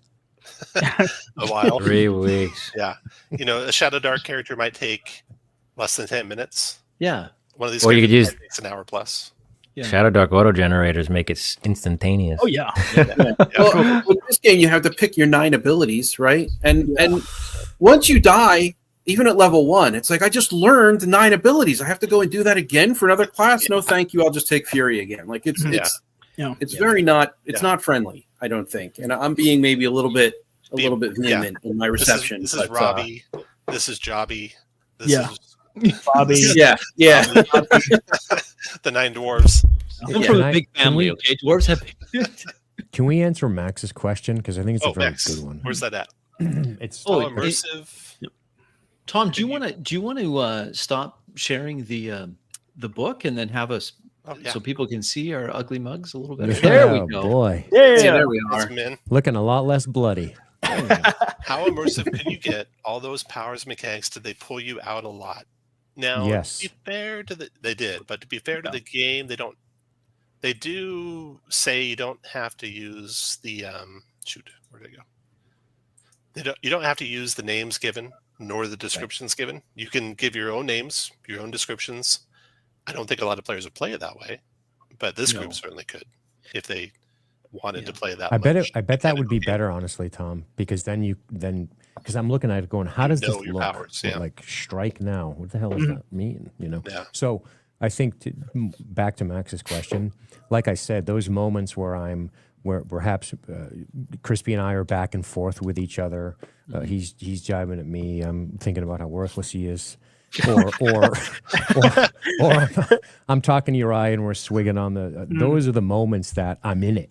I'm in that character. I'm in that second. And then the second I'm got my nose in my books, I'm like, I'm kind of out of it. And that's again, this is no reflection on Tom. I mean, I think Tom ran it the way it's supposed to be run.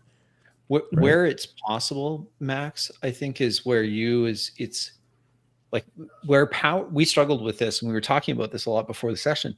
How are we going to communicate what we're doing to the rest of you in a way that is, because some of the abilities we have aren't strictly observable.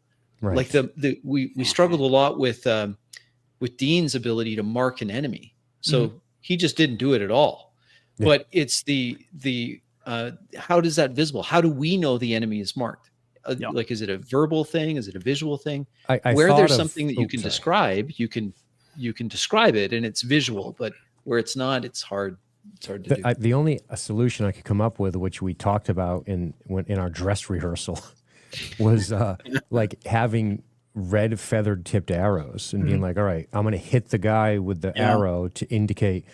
It's not bad, So what I was hoping for was maybe a scene where I could I could be a tactician and role play that by saying, okay, before we set out on this, let's talk about how we're going to watch, how we're going to, like, if we could have gotten a chance to do a little role play right before just appearing on the car, I didn't expect that. So I could have briefed them and said, gentlemen, I rode with the Gallows Company.